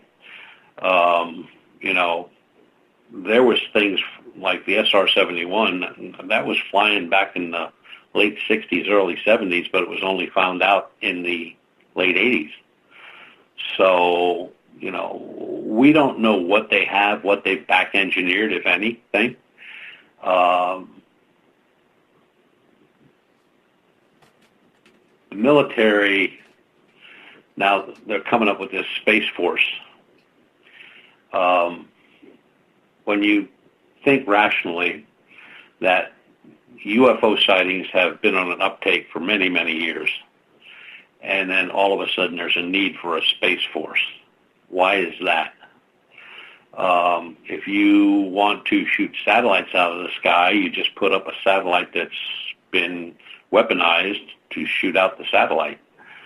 Why do you need a Space Force?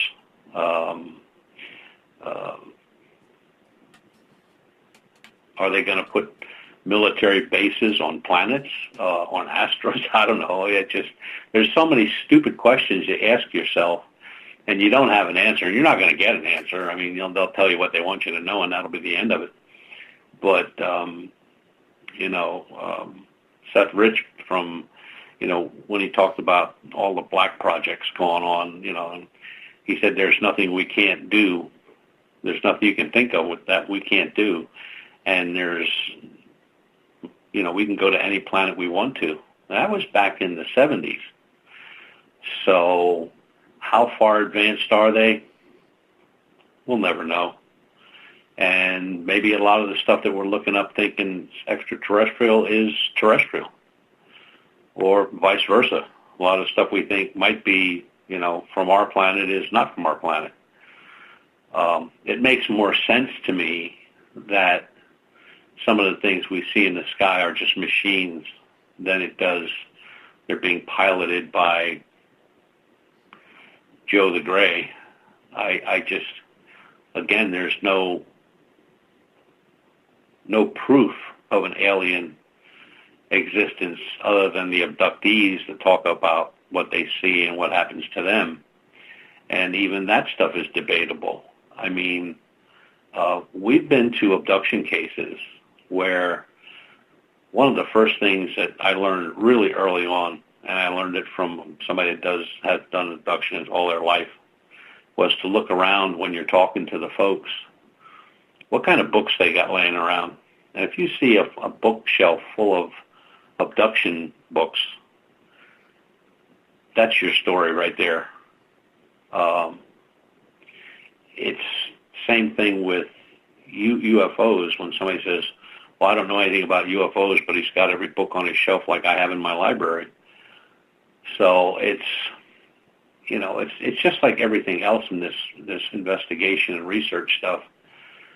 Sometimes you get lucky and something pops up that you can't explain, but there's so many reports and there's so much eyewitness testimony and all this stuff that it's, like I said, I've always said this, you just can't call people liars all the time. And I know there's a lot of guys out there that do that. They don't believe anything. And then I always think to myself, now why are you out there looking if you ain't going to believe anything?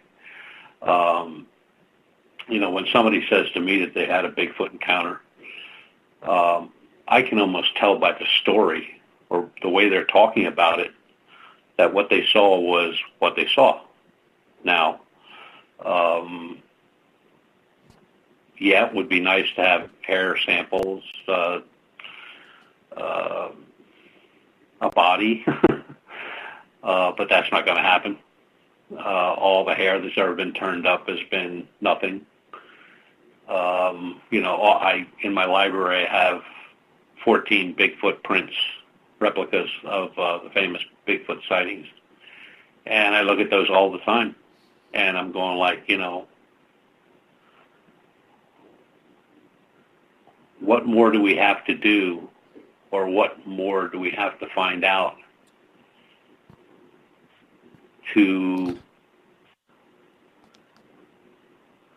get some kind of an answer that we can spew forth and not look like an idiot. Right. And, it's like people are, every time we deal with somebody, and we try to do face-to-face all the time, and I'm going to answer Trip and Fool. I just saw his question. I want to answer that. He says that what if they were just using the books to research, what happened to them? Well, yeah, they could be doing that, but often, and more often than not, they are telling you a story that is right out of that book. I mean, the scenario, the location, how it happened, what happened, and I can go home and pull that book off the shelf and read their story just like they gave it to me an hour ago. So, yeah, there probably are people that use those books and use the internet to find out different things.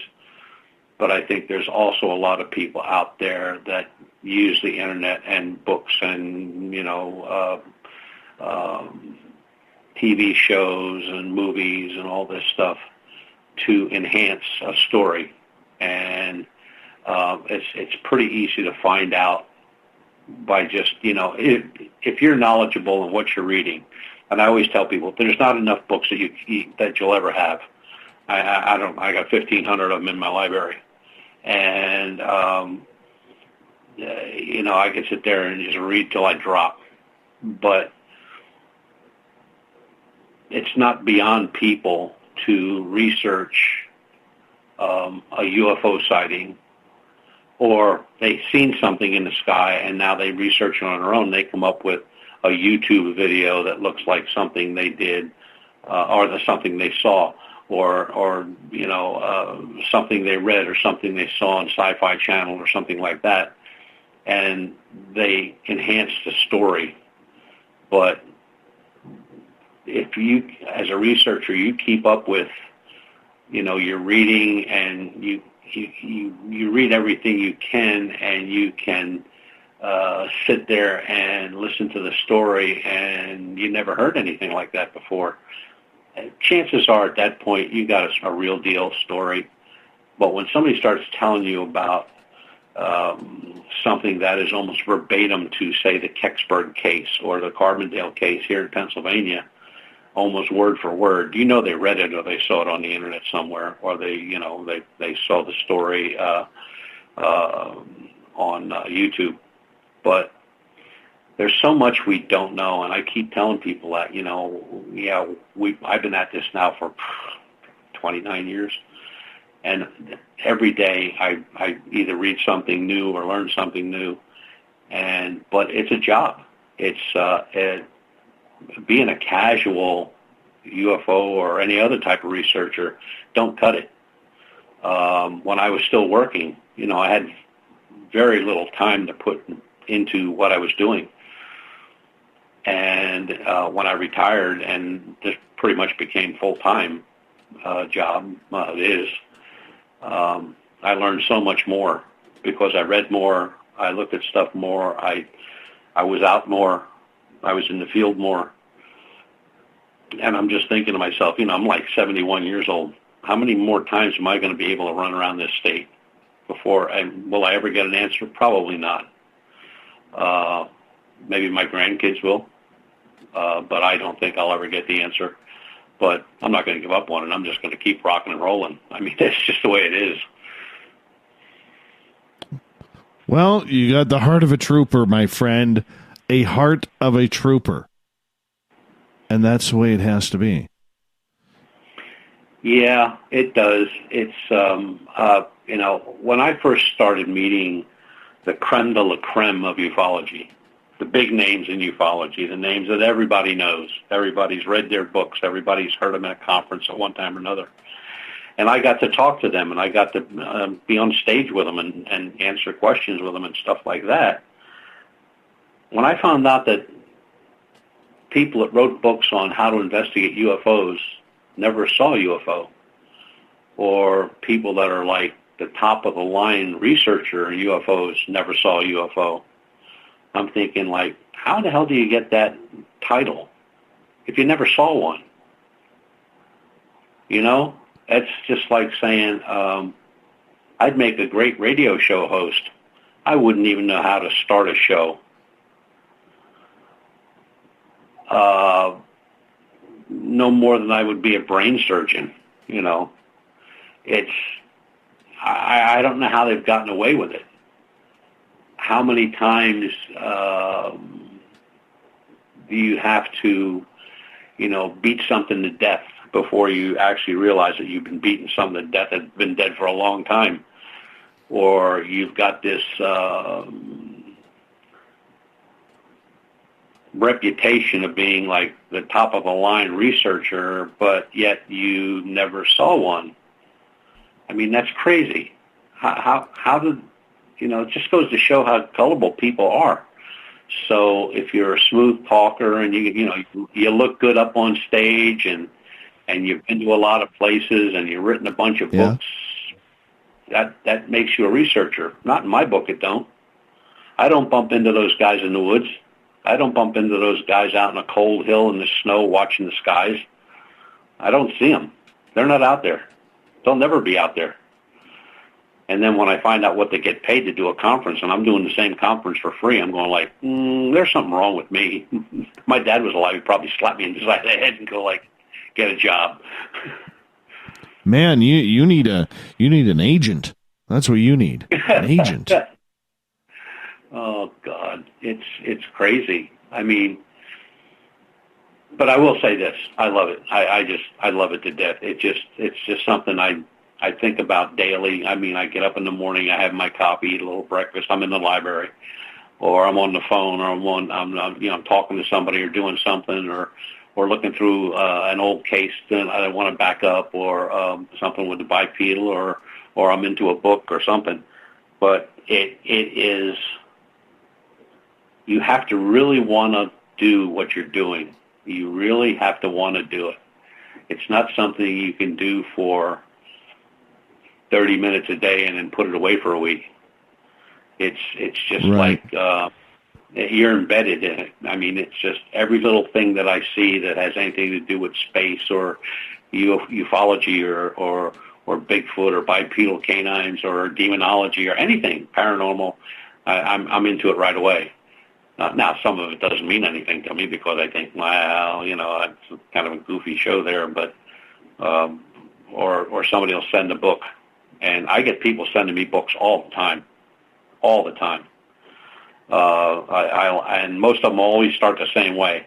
I read this. I don't understand it. Maybe you can make some sense out of it. Let me know how you make out. I all of a sudden got a book. But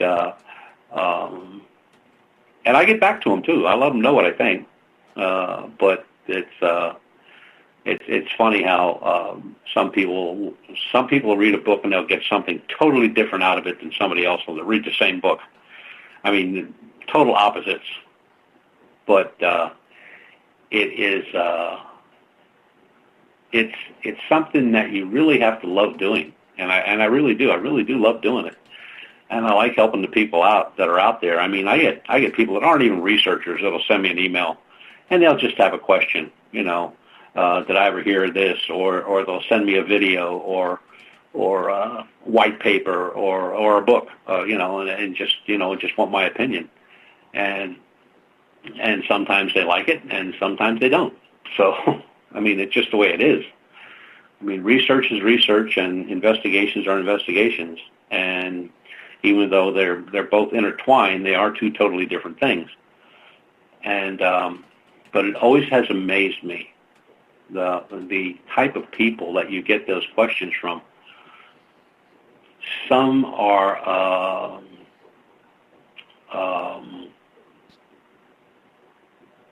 be like a doctor. What would a doctor have an interest in ufology?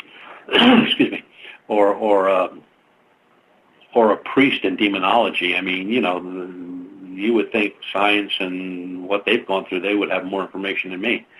But it's really cool. I enjoy it.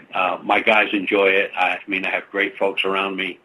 All the researchers are super, and hey, we've always treated everybody with respect, whether we like it or not. I mean, whether it's a good case or not, they get the same treatment. We've never belittled anybody, never called anybody a liar. If it's a hoax, I'll print it. And I've only done that one time.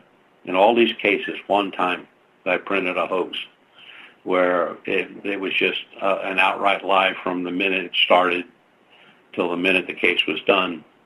And I printed it. And that was the last time they were on the internet, as a matter of fact. But we printed a lot of cases. All our cases are on the website that we've done, finished. Ones that are still under investigation are listed as such. And when we get an answer, good, bad, or indifferent, we'll post it. Never had anybody complain about it, and never had anybody come back on us and say, well, that's just not the way it was, or that's not the way it is, or this is not what happened. We print it as we see it. And that's a bit, I mean, if you're going to be dishonest with this stuff, then you might as well just go on the conference circuit.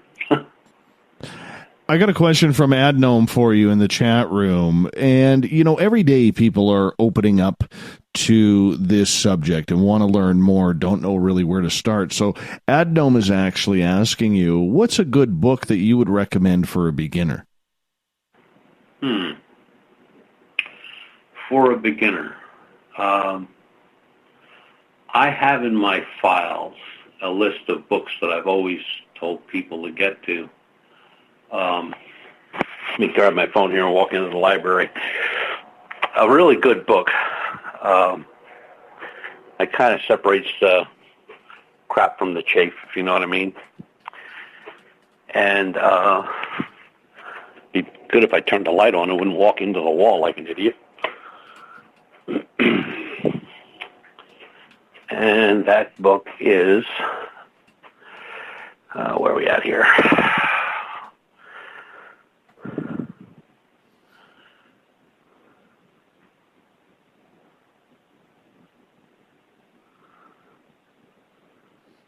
Almost got to put the Jeopardy music on for you. Yeah, ain't that the truth? one of the books I would recommend, I'll give him a couple. One is Above Top Secret by Timothy Good. That's one. Another one is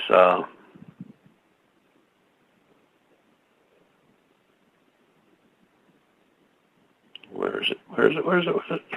God.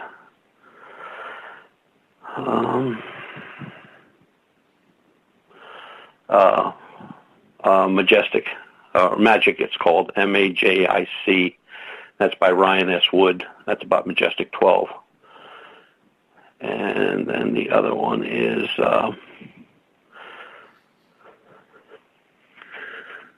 The World Treasury of Science Fiction, and that's by David Hartwell. Any one of those three would be good starter books. They cover pretty much everything from the beginning of when stuff was being deciphered. I'm going to use that word. Anything by Dr. Mack would take you into abduction. But there's the one that I really recommend to people, but it's something that you really have to read that book. And it's called Dark Mission. It's the secret history of NASA. And that's by Richard Hoagland and Mike Barra. Great book. Great book. Now we'll get out of the library and go back to the office. Well, that's nice. That's nice. But those are books that give you the basics, and they also give you the history of it. Well, I thought you were going to, for Adnome there, I thought you were going to mention like green UFOs and ham or something like that. I don't know. No, I ain't got any of those. Oh, come on. Dr. Zeus has to have a couple. I don't recommend any books on Roswell because nobody really knows what happened at Roswell at all. Very true. Very, very true. My friend, we are only a few seconds away from going to our break at the top of the hour, and then we have you for another 30 minutes or so before we have to call it the night with you. And always love having you on, man. Always love having you on. It's always so appreciative. I think I talk too much. It's the beautifulness of your voice. That's why we continue to bring you on. You know. I knew it had to be something. You're not afraid to snark or smite, which is nice. Nope. Butch, you hold on. We're going to go to break here. Butch Witkowski's Strange Days happens the final Monday of every month. We'll be back with more Butch Witkowski right after this on Spaced Out Radio. You got it.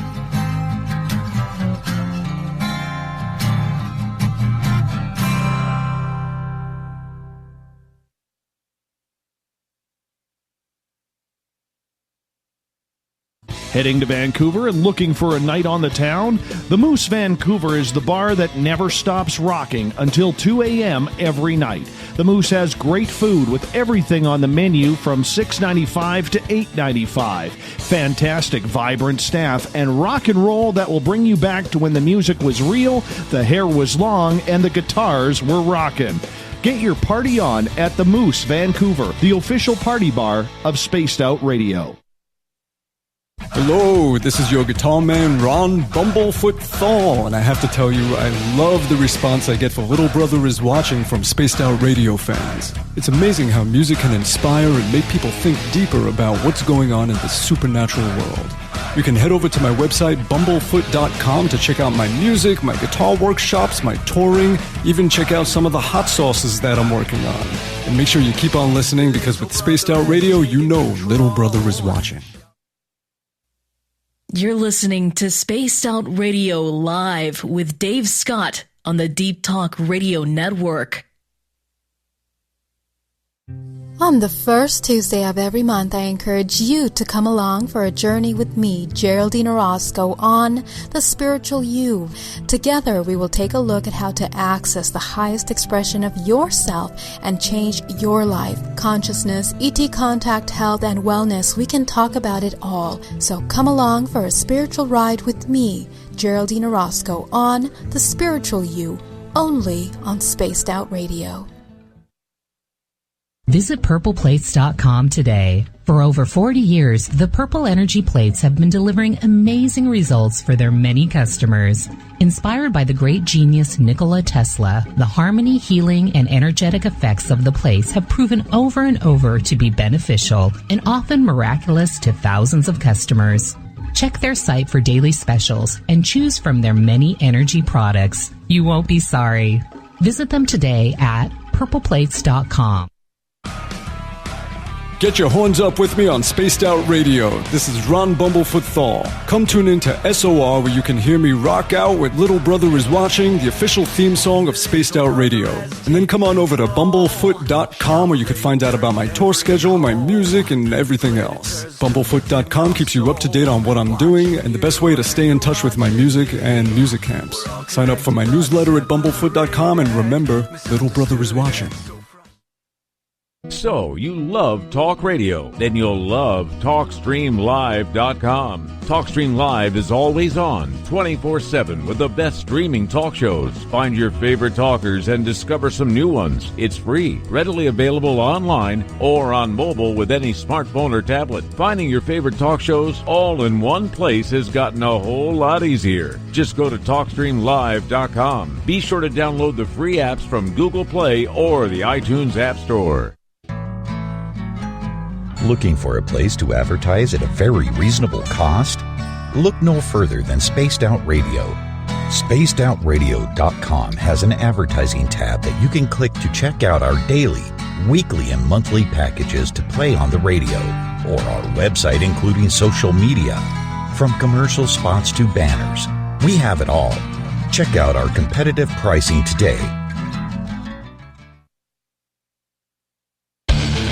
The Call of the Wild is in Vancouver. The Moose Vancouver is one of the hottest bars and restaurants in the city. Open until 2 a.m. nightly, the Moose will rock you like a hurricane all night long. Great food with everything on the menu at $6.95 near the corner of Nelson and Granville. Get your horns up and come rock with us. The Moose Vancouver, the official rocking bar of Spaced Out Radio.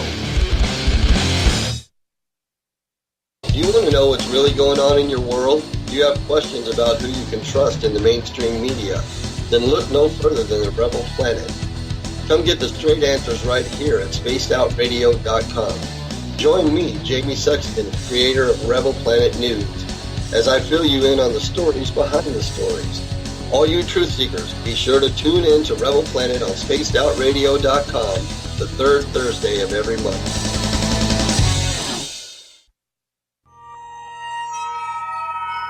You hear footsteps in the empty room above you. A rocking chair begins rocking by itself. Don't be afraid of the things that go bump in the night. Reach for Spirit Storybox, the iPhone app the Huffington Post UK called the only ghost hunting app you will ever need. Spirit Storybox. The spirits are telling their stories. Are you listening? The freedom to post what you want, when you want. That's the social media freedom you need. Social Media Freedom is the free app in your app store. No need to worry about going to jail or being shadow banned any longer. It's the freedom to say what you feel. The freedom to know Big Brother isn't watching. It's the way social media is supposed to be. Social Media Freedom. It's time to set yourself free. Download from your app store today. Find your escape where time has no limits. It's about living today and cherishing the heritage of yesterday. A spirit of adventure for what is new, with the nostalgia of the past. Your timepiece is a reflection of who you are. Life surrounded by beauty from the world around us to the soul within. EscapeWatches.com. There is no time like the present to enjoy your escape. Use promo code SMF2017 for your 20% discount today. We are getting ready to relaunch the SOR Space Travelers Club at spacedoutradio.com. For $5 a month, you can join us for a plethora of features found nowhere else. Hang out in a private chat room during the show and after party. You can check out some exclusive content and a store specifically for you, as well as a private listener forum where you can post your thoughts, stories, and pictures. The SOR Space Travelers Club, coming soon to spacedoutradio.com. Hey, this is Canadian Paranormal Investigator Mike Moore. The third Wednesday of every month, I'll be teaming up with Dave Scott to bring you Ghosts of the Great White North. Each month, we will bring on guests from across Canada to discuss their ghostly encounters. Canada is a paranormal hotbed with stories you've never heard, so we're going to bring them to you. So get comfy on your Chesterfield, grab a donut, and join us, eh?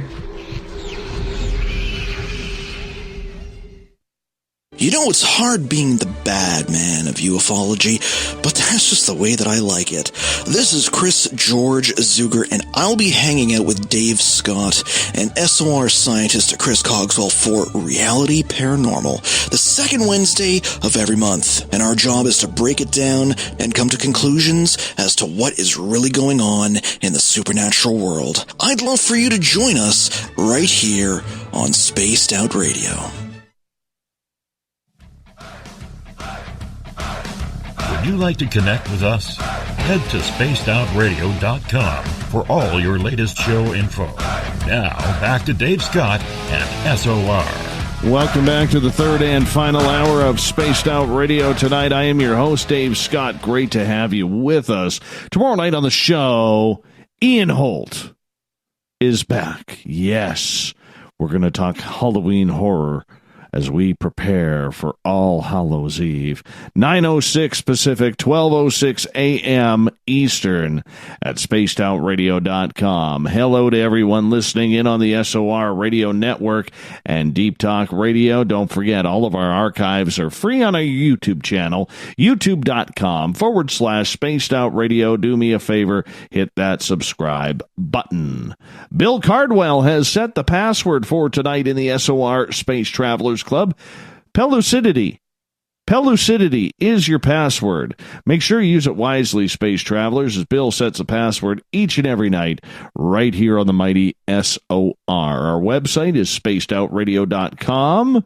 We have a plethora of features there for you. You can rock out to Bumblefoot soon. Shop at our brand new Spaced Out Radio store. We're going to have beanies, hoodies, t-shirts, and so much more. And you can read up on the SOR Newswire as well, prepped up by Captain Shirk herself. It's going to be a gooder, so go over there and read it up. I'll get a blog on this week, too, I promise. For the final time tonight, we introduce Mr. Butch Witkowski, the man, the myth, the cryptid legend himself from UFOcop.com. As we talk all things cryptid on strange days, we do this show with Butch the final Monday of every month. Mr. Butch, welcome back. Yes, sir. Glad to be back. Excellent. We kind of like having you here, my friend. We do. It's one of those things. You're the gift that just keeps on giving. Okay. Anyways, my friend, that might be my overtiredness kind of kicking in there, but nonetheless, I'm glad that you're here. Anything new on the Todd Seas case? The only thing we got new there was the night of the disappearance.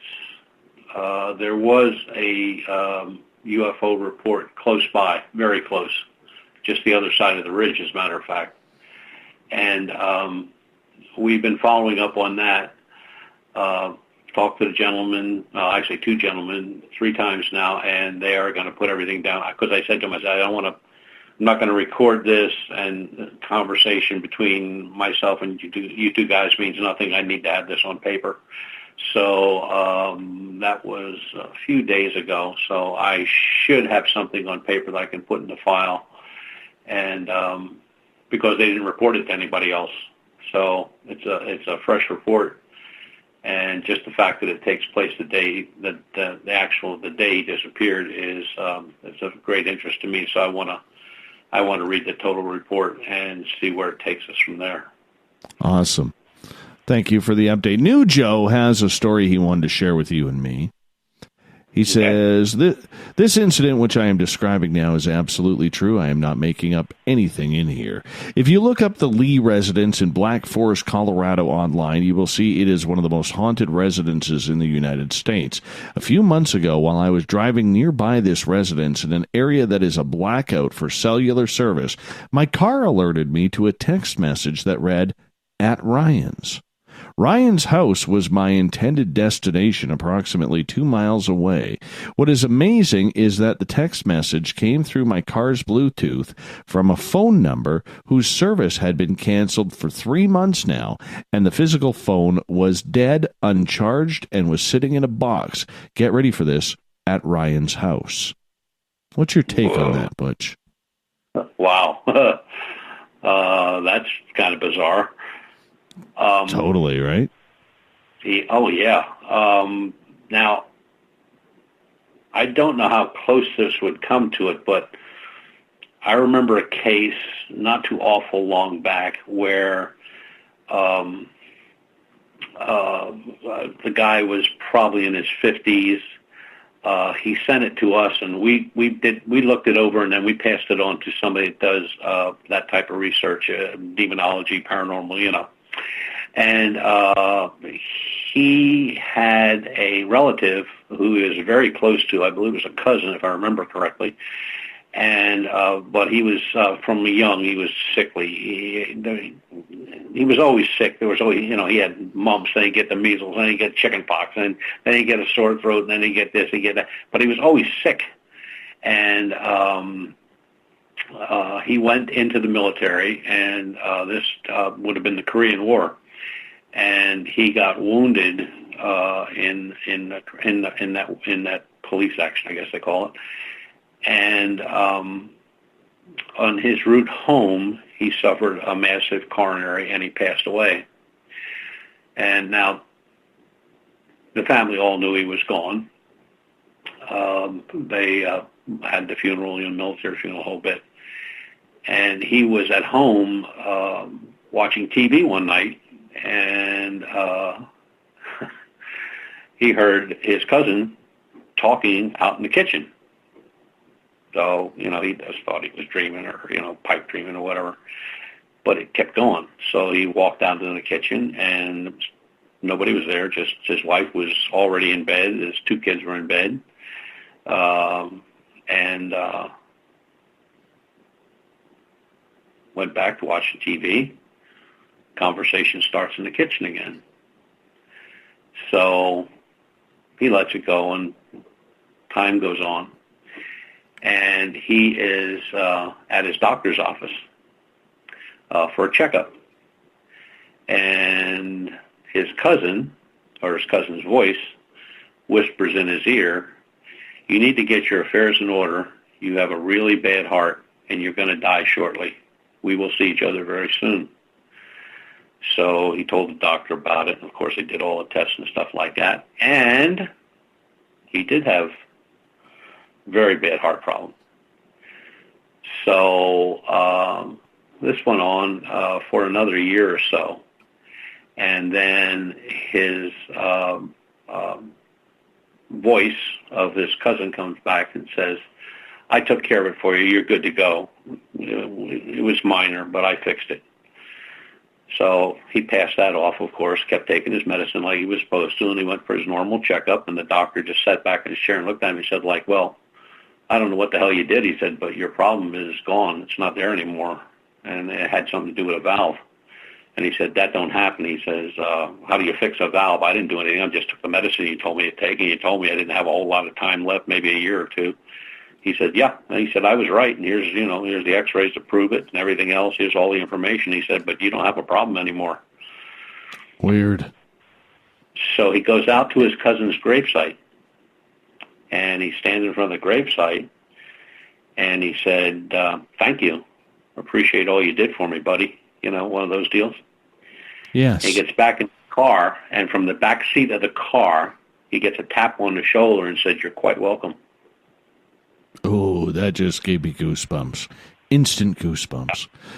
Butch, we got a few more questions here that I want to get to from the audience. We only got about 15 minutes left with you.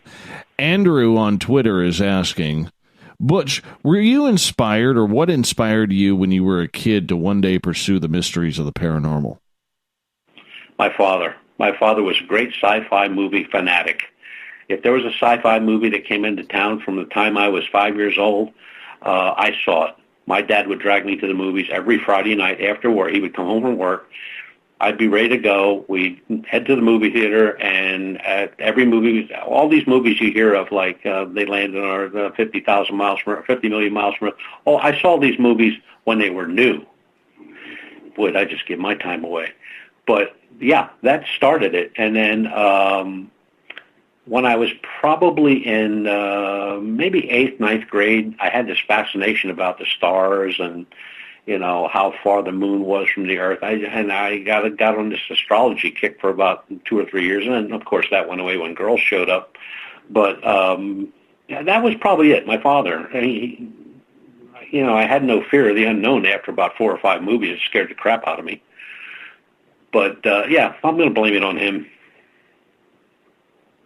Oh, nice. Always good to blame Dad. Oh, yeah. Always good.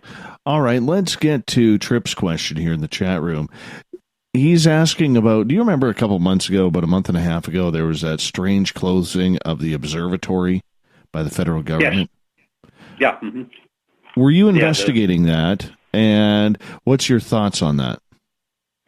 Well, they say well, there was 2 stories. The first story was that it was a computer hacking that took place and was pretty much pulling all the information that was gathered by those stations. And that was the first story. And then the second story that came out just a little bit later was that it was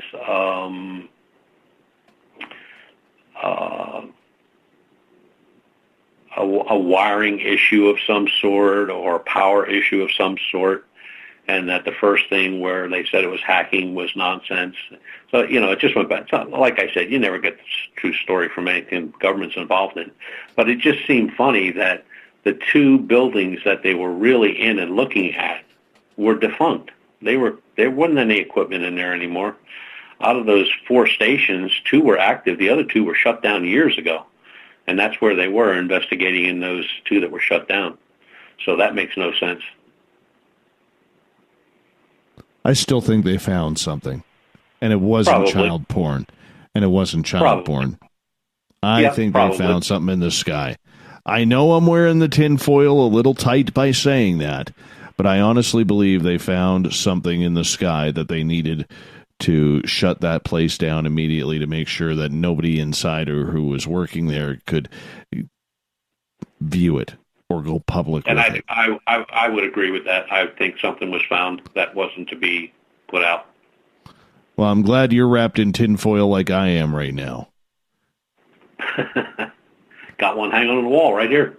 Tinfoil hat. I've got my hat, and I've got a roll of tinfoil behind me, just in case. Just in case.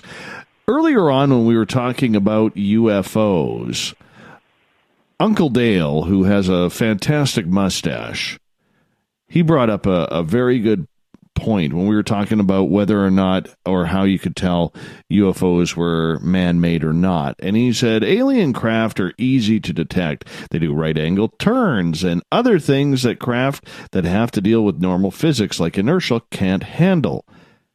And then he responds, they're too cheap to buy aviation lights and a transponder. Lately, all of a sudden, we're hearing this debate. It's very small, but it seems to be gathering a little bit of steam, Butch, about the fact of why alien craft would need some sort of lights or light system. What's your thoughts on that? Yeah, why would they? I mean, they just traveled, billions of miles through the solar system. Ain't like they're going to hit something. You know, and another thing, collision lights on normal commercial and private aircraft are, you know, three colors, right? You got red, you got green, you got white. The alleged collision lights on spacecraft are always white lights or red lights. There's no, you know, sometimes there's blue lights, but they're all the same color. They're not, and they don't strobe. They're just there. And I always thought to myself, why in the hell would they need collision lights? You know, they just went through whatever you have to travel through to get to from where they came to here. Asteroid belts and all other stuff. Why would they need collision lights? I don't know. I'm not buying that one. I'm not buying the collision light deal. But what he said about how they maneuver, that's a fact. I mean, I've witnessed myself and with others, objects go straight up, stop, and come straight down, and then make a right or a left angle turn and shoot out of sight. I've seen stuff go from horizon to horizon and stop dead. We don't have anything to make those kind of maneuvers. Aircraft aren't made to do that. It's just if you would be going that fast to cover from horizon to horizon in a matter of seconds and you stop dead, the only thing that'd be inside that craft would be a bowl of Jell-O, which used to be you. So that's what tends to make me believe that a lot of the things that we do see are machines. They are, you know, people say, oh, they're scout ships, they're mother ships, they're this ship, that ship. No, it's a machine. Or if there are occupants of those machines, they would have to have some sort of absolute positive control of gravity and of radiation. And because if you do any looking up of astrology, there's radiation belts all throughout the universe that they're still trying to figure out how we're going to get through them without getting fried while you're sitting there watching it. But it's... Do you think the lights could be of a communication device, much like what we saw in the movie Close Encounters of the Third Kind? They could be. They could be sensors.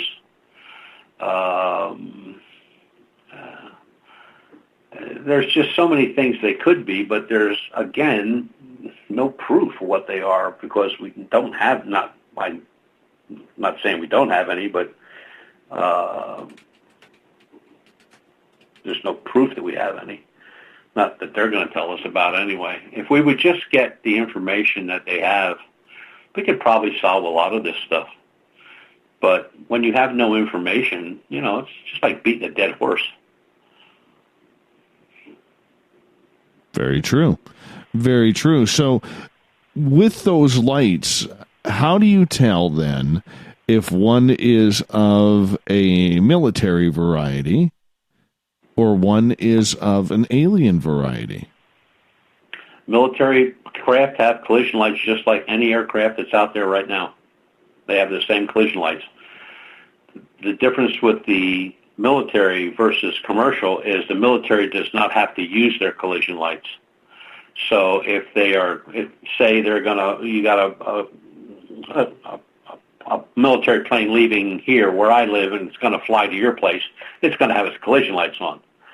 But let's say that military aircraft is over in Iraq and it's gonna go in and do some damage. These collision lights are not on. So they're the only ones that can turn them off and be up in the sky legally. Other than that, if it's a commercial craft, they must have the lights on. Plus, they carry a good sound. Mm-hmm. Yeah, they have transponders that can and they've had those for many years. They have transponders that would identify, say, an F-15 or an F-16 strike fighter as a commercial plane. And you don't see it. It might be on radar and maybe going, a couple 100, 300, 400 mile an hour, but it could be a Learjet. And that's what the transponder is going to tell you, that it's a Learjet. Well, it's going to be very, very interesting. We only got you for a couple more minutes. I want to get to Andrew's question on Twitter, as he is asking, Butch, what was your favorite sci-fi movie as a kid? Why that film? Would you recommend it to the public now, even if it is a bit dated?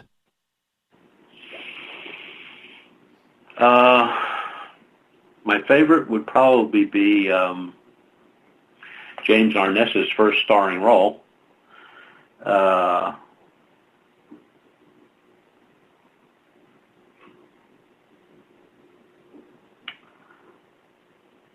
Yep, and the name just went right through one ear and out the other.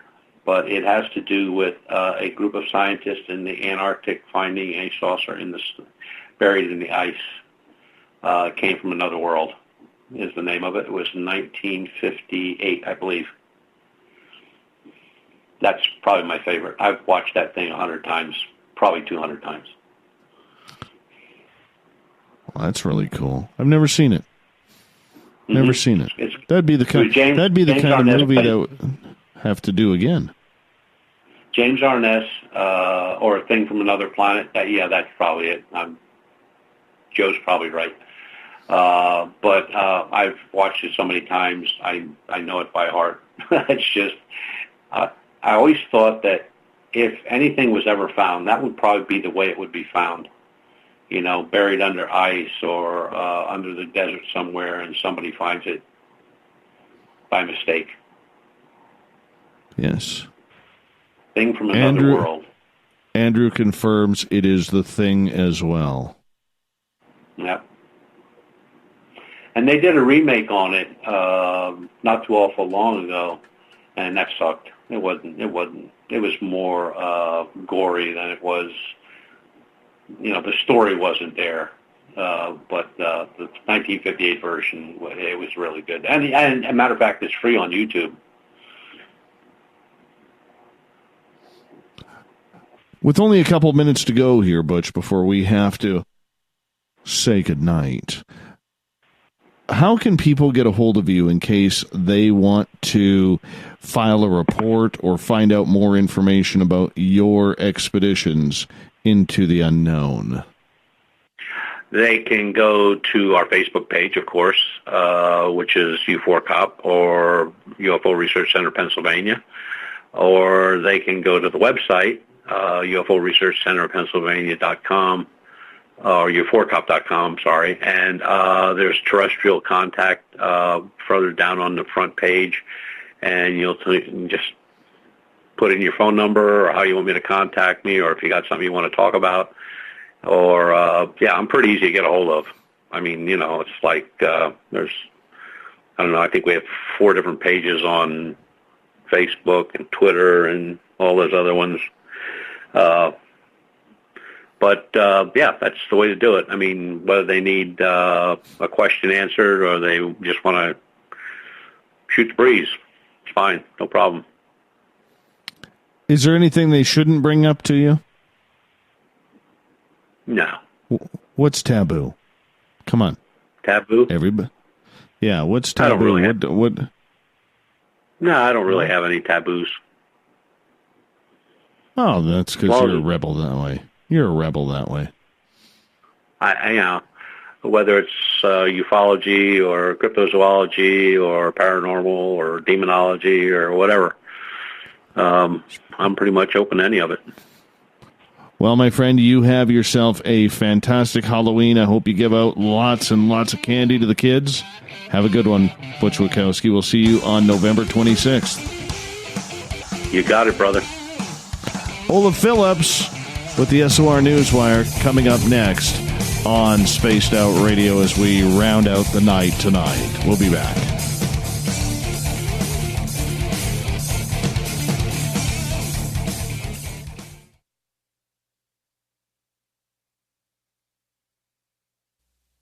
You're listening to Spaced Out Radio Live with Dave Scott on the Deep Talk Radio Network. Did you know Spaced Out Radio runs 7 days a week? Hi there, this is Tessa Nicole Thomas, and I'm here to take you on a paranormal journey each Saturday and Sunday night. Why change the station when you have it all right here? Together, we'll hang out and share some strange and scary stories. And don't forget, we have Psychic Sundays as well, so come tune in Spaced Out Weekend. We get going at 9 p.m. Pacific, midnight Eastern, only at spacedoutradio.com, where we own the night. You know, it's hard being the bad man of ufology, but that's just the way that I like it. This is Chris George Zuger, and I'll be hanging out with Dave Scott and SOR scientist Chris Cogswell for Reality Paranormal, the second Wednesday of every month. And our job is to break it down and come to conclusions as to what is really going on in the supernatural world. I'd love for you to join us right here on Spaced Out Radio. You hear footsteps in the empty room above you. A rocking chair begins rocking by itself. Don't be afraid of the things that go bump in the night. Reach for Spirit Storybox, the iPhone app the Huffington Post UK called the only ghost hunting app you will ever need. Spirit Storybox. The spirits are telling their stories. Are you listening? Heading to Vancouver and looking for a night on the town? The Moose Vancouver is the bar that never stops rocking until 2 a.m. every night. The Moose has great food with everything on the menu from $6.95 to $8.95. Fantastic, vibrant staff and rock and roll that will bring you back to when the music was real, the hair was long, and the guitars were rocking. Get your party on at the Moose Vancouver, the official party bar of Spaced Out Radio. We're bringing scientific thought to the paranormal. Hi there, this is Spaced Out Radio scientist Chris Cogswell. Join me, Chris Zuger, and Dave Scott the second Wednesday of every month, where we break down the who from the woo when it comes to everything paranormal. We'll investigate and try to bring sensible answers to those straight and sometimes outlandish questions people have. Hey, not everything has an answer, but we'll do our best. Listen in to Reality Paranormal only on Spaced Out Radio. Visit purpleplates.com today. For over 40 years, the Purple Energy Plates have been delivering amazing results for their many customers. Inspired by the great genius Nikola Tesla, the harmony, healing, and energetic effects of the plates have proven over and over to be beneficial and often miraculous to thousands of customers. Check their site for daily specials and choose from their many energy products. You won't be sorry. Visit them today at purpleplates.com.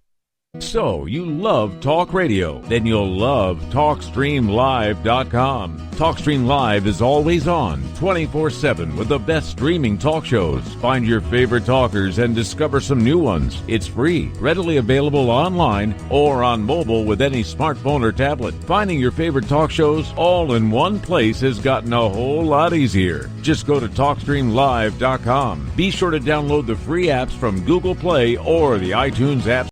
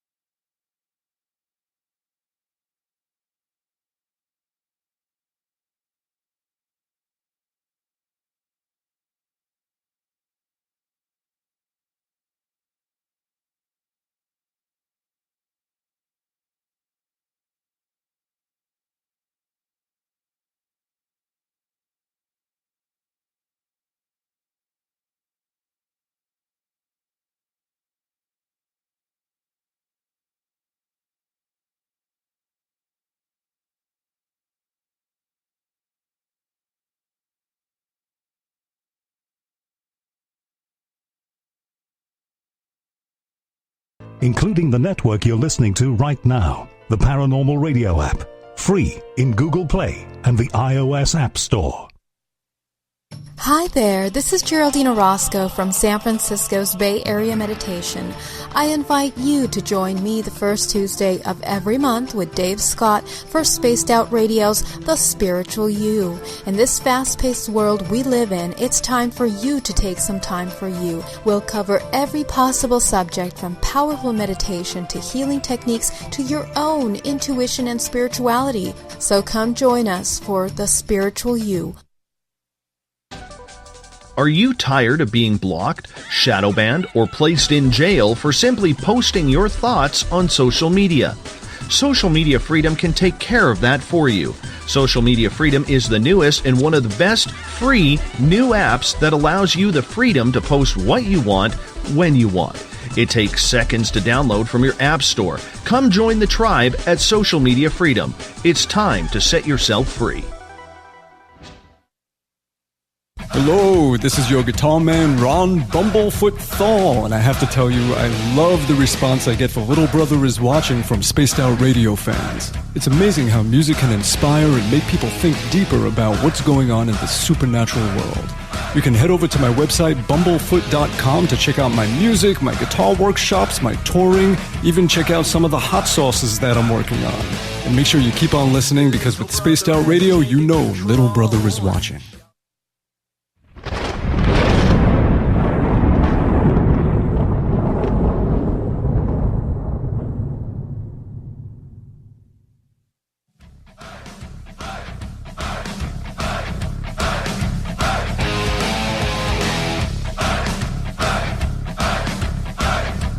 Welcome back for the final half hour of Spaced Out Radio tonight, as we have rounded third and we are heading for home, and we bring in Mr. Olaf Phillips from Paranoia Magazine, as it is the SOR News Wire.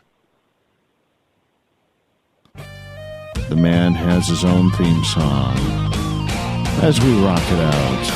The SOR News Wire, where we get into the weird, the strange, the WTF of the night with Mr. Olaf Phillips, the president of Team Stump. Team Stump t-shirts coming to the brand new Spaced Out Radio store very, very soon. Olaf, how you doing, buddy? Doing all right. How are you? I am dead tired, man. I am dead tired. And it's very rare that I get to bed before 2 o'clock, 2 o'clock in the morning Pacific time, sometimes 3 o'clock. Tonight, though, as soon as we sign off the air, I am shutting this thing down, man, and I am heading straight to the sack. I am so tired. Yeah, one of those days. Just been a long, long day. Long day. Lots of driving. Yeah. But I took a new highway home today because I didn't want to battle the Vancouver traffic heading out. It would probably cost me another hour and a half, 2 hours on my drive. So I decided to head north and take a beautiful drive through Whistler, British Columbia, where it's a major skiing resort, and it's just phenomenally beautiful. It is. And then I hit the mountain pass, and dude, there were some turns in there where I was just white knuckled.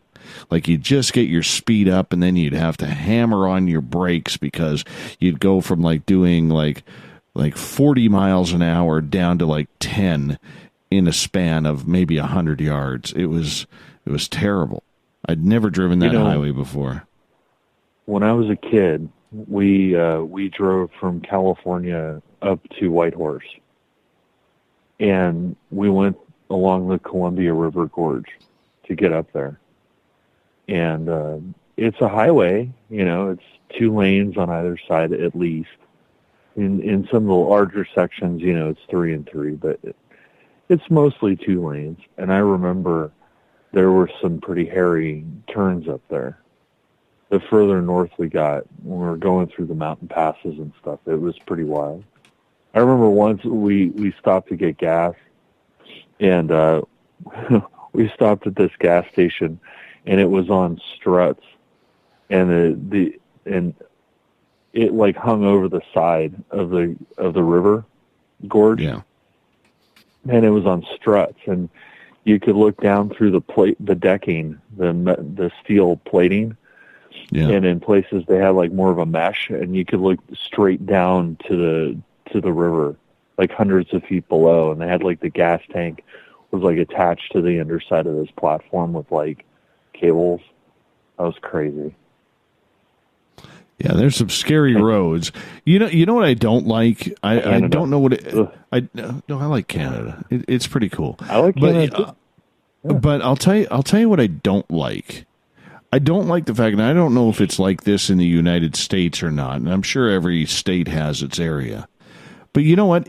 If you are driving on a major highway anywhere in North America, you should have cell phone service. There should be no dead areas in today's society. You know what I'm saying? I mean, am I wrong about that? It should be, but it is not so.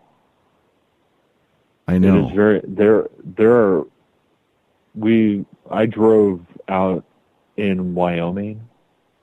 Yeah. And we went to a place called Thermopolis because they have a very interesting paleontology museum there. They actually have an Archaeopteryx. There's like 2 or 3 of them in North America, and this place has one of them. It's out in the middle of nowhere. Yeah. And you fill the gas tank in Thermopolis, and then the next stop was Salt Lake City. And from Thermopolis to the Utah border, there was pretty much no cell service and no gas stations. I probably passed a half dozen what looked like they had been gas stations, but were no longer gas stations. And when we got to the Utah border, we probably had about a quarter of a tank of gas left, and pretty much no cell coverage except when you were coming up on a like a rest stop. You know, for about a mile or 2 in either direction of the rest stop, you had cell coverage because the cell towers at the rest stop, and then the rest of the time, nothing. Yeah, it was I know. Crazy. Yeah, central Wyoming is dead. Yeah, well, that's the same here. Same here in certain parts, man. Hey, let's get to the news. What's going on? Well, we did do the thing about the guy towing his boat with a scooter. So this is another one. This comes from the HuffPo. Florida man turns himself into a human boat trailer hitch.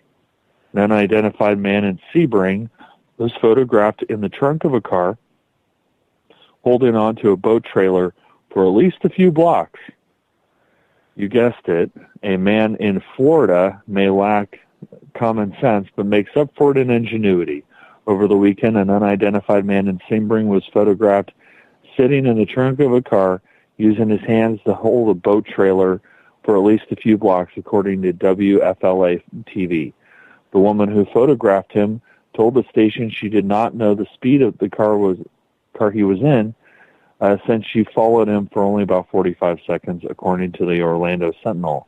Despite the risks of such a maneuver, so far there have been no reports of the boat becoming unhitched from a human being in Sebring.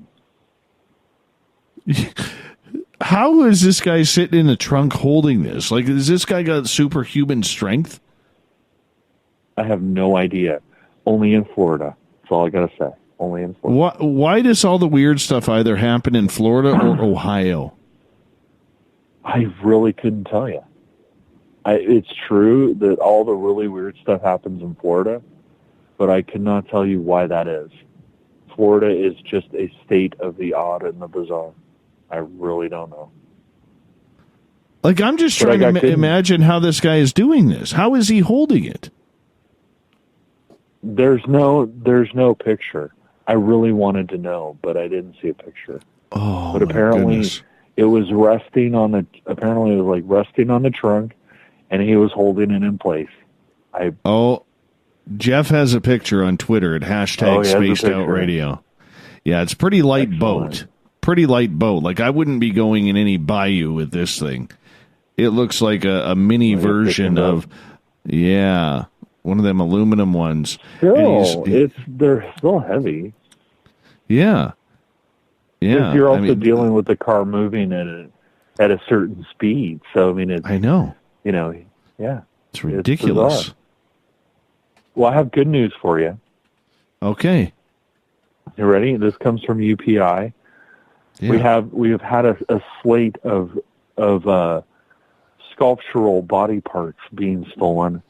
Good news, Missouri police recover stolen inflatable colon. They finally found it. They finally found it. Kansas City recovered a large inflatable colon that was stolen from a Missouri driveway earlier this month. Nice. So now you can sleep at night. The inflatable colon has been found. My question is, who steals an inflatable colon? I have no idea. I really couldn't tell you. Like, come on, who thinks that's a good idea? Well, that's what I want to know. Who thinks acting as a human trailer hitch is a good idea either? Well, I mean, kinds of people sure. Make a world. Sure. I mean, I don't get it. I really do not get it. It gets better. This comes from, again, UPI. Man paddles world's largest pumpkin boat in Britain. October 29, UPI. A fall attraction in Britain set a new world record by carving a 1,300-pound gourd into the world's largest pumpkin boat. The York Maze in England hauled a massive pumpkin to the River Ouse on Monday morning, where Maze owner Tom Percy paddled it between Ouse Bridge and Skeldergate Bridge. The attraction posted a video on the pumpkin's maiden voyage on Facebook. Officials said that they discovered Guinness World Records does not currently have a listing for the largest pumpkin boat. York Maze have applied to Guinness World Records to have the new record recognized. A York Maze spokesman told the York Press, according to our research, the 619 kilogram for you metric people, 1,364 pound pumpkin to be turned into a boat by York Maze is heavier than any other pumpkin boats that have been reported in the media. The pumpkin boat was hoisted back out of the water on Monday and returned to the York Maze, where it will be on display until the end of the attraction's Halloween festival, November 4th.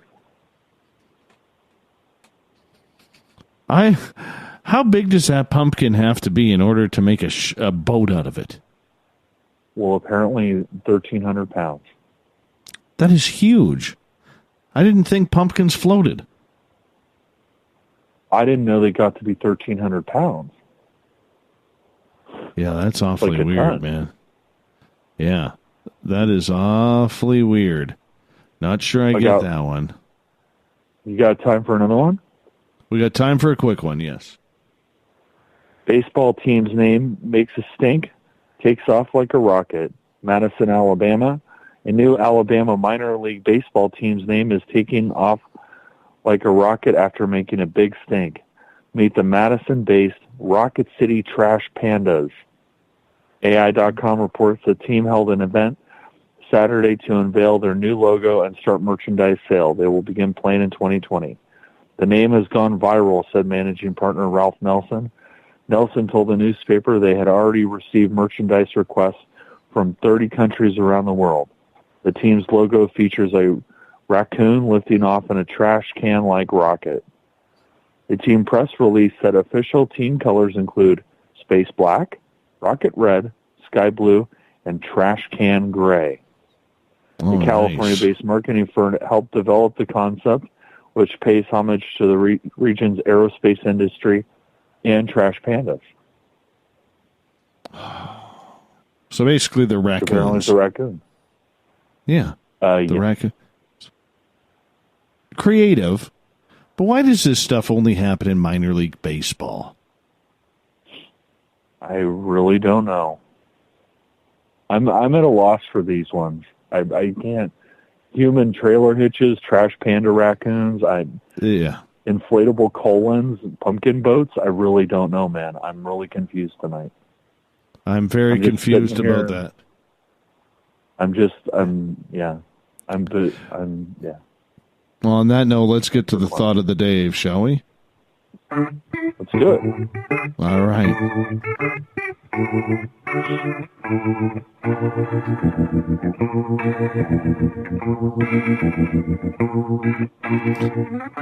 Thought of the Dave happens every night at this time, where we ask a question on our Facebook and Twitter pages during the day. Then we read your responses on the air. Why? Well, that's because we love your audience participation. So today's Thought of the Dave is as follows. Tell me about what Halloween folklore you believe in the most. What about you, Olaf? What do you believe in the most for Halloween folklore? You mean like ghosts or? Oh, sure. Ghosts, vampires, werewolves. I believe in vampires. I do. And obviously ghosts. I've had a number of ghost experiences. In fact, our new podcast is about, we talk about our ghost experiences, me and Lauren, my editor-in-chief. But definitely believe in ghosts, and totally believe in vampires. Nice. Very, very nice. Let's see what the responses from our audience was. Jerry stated that the Salem witch trials were actually hysteria involving ergot poisoning and land grabbing. Sandra, if you run out of candy, your house will get TP'd. Reverend Keith. That's true. Reverend Keith, that if you wait on Halloween night in the most sincere pumpkin patch, the great pumpkin will arise. I've heard that's true. I've heard it's true, too. Tim states, Butters saying Biggie Smalls 3 times during the South Park Satan's Sweet 16 party. Oh, that's a good one. That is a very good one, Timmy. That is a good one. Zoogs, free drugs in candy. Never happened to me. Never. Never got the razor blades. Never got the drugs instead of candy.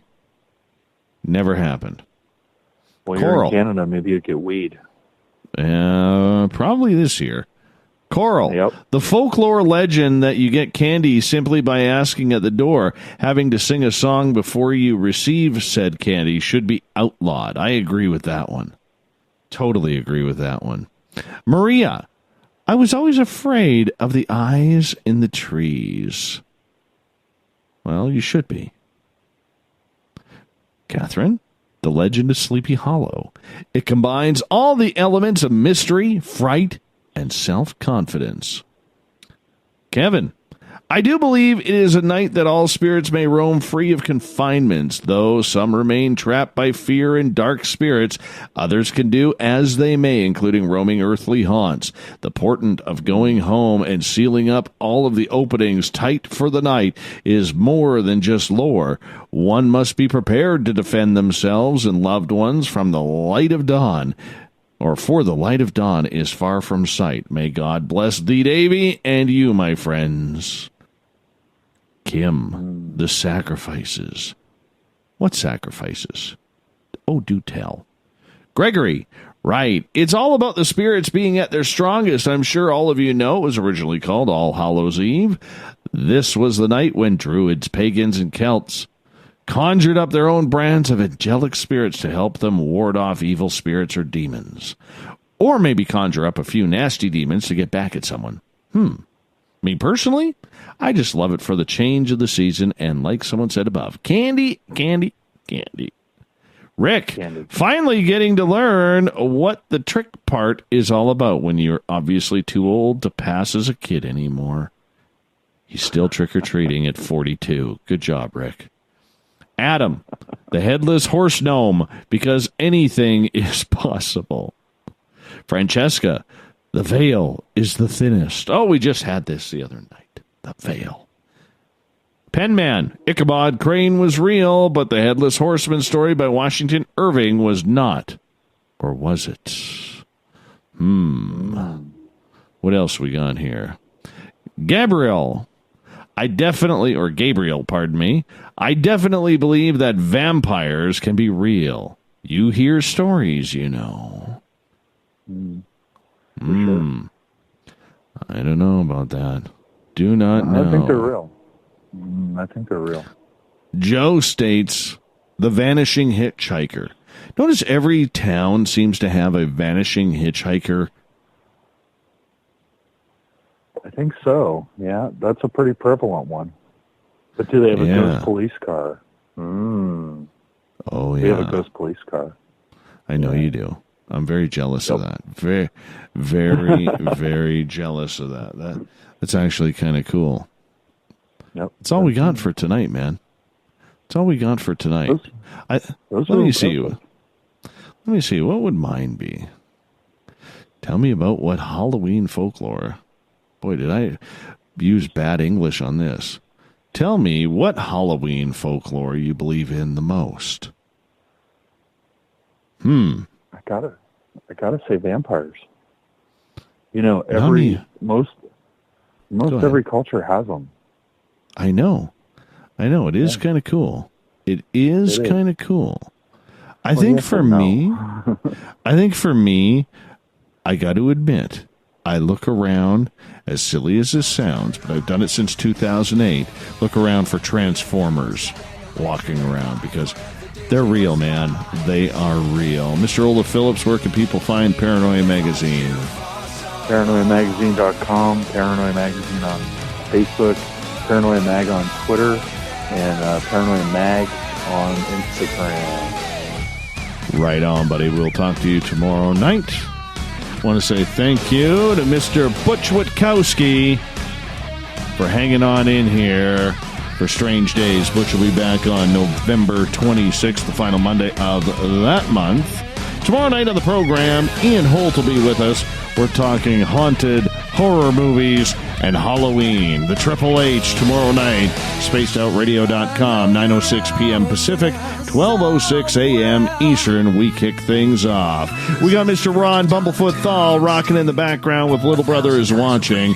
Bumblefoot is the official music of Spaced Out Radio. So get your horns up for the guitar god himself. Special thanks to all of you for participating in the chat rooms, listening in at home, in your car, at work, on Twitter, wherever you may be. Thanks for being with us, because together, my friends, we own the night. I will talk to you in 21 hours from now. Mr. Bumblefoot, we need a favor. We need you to take us home. Good night.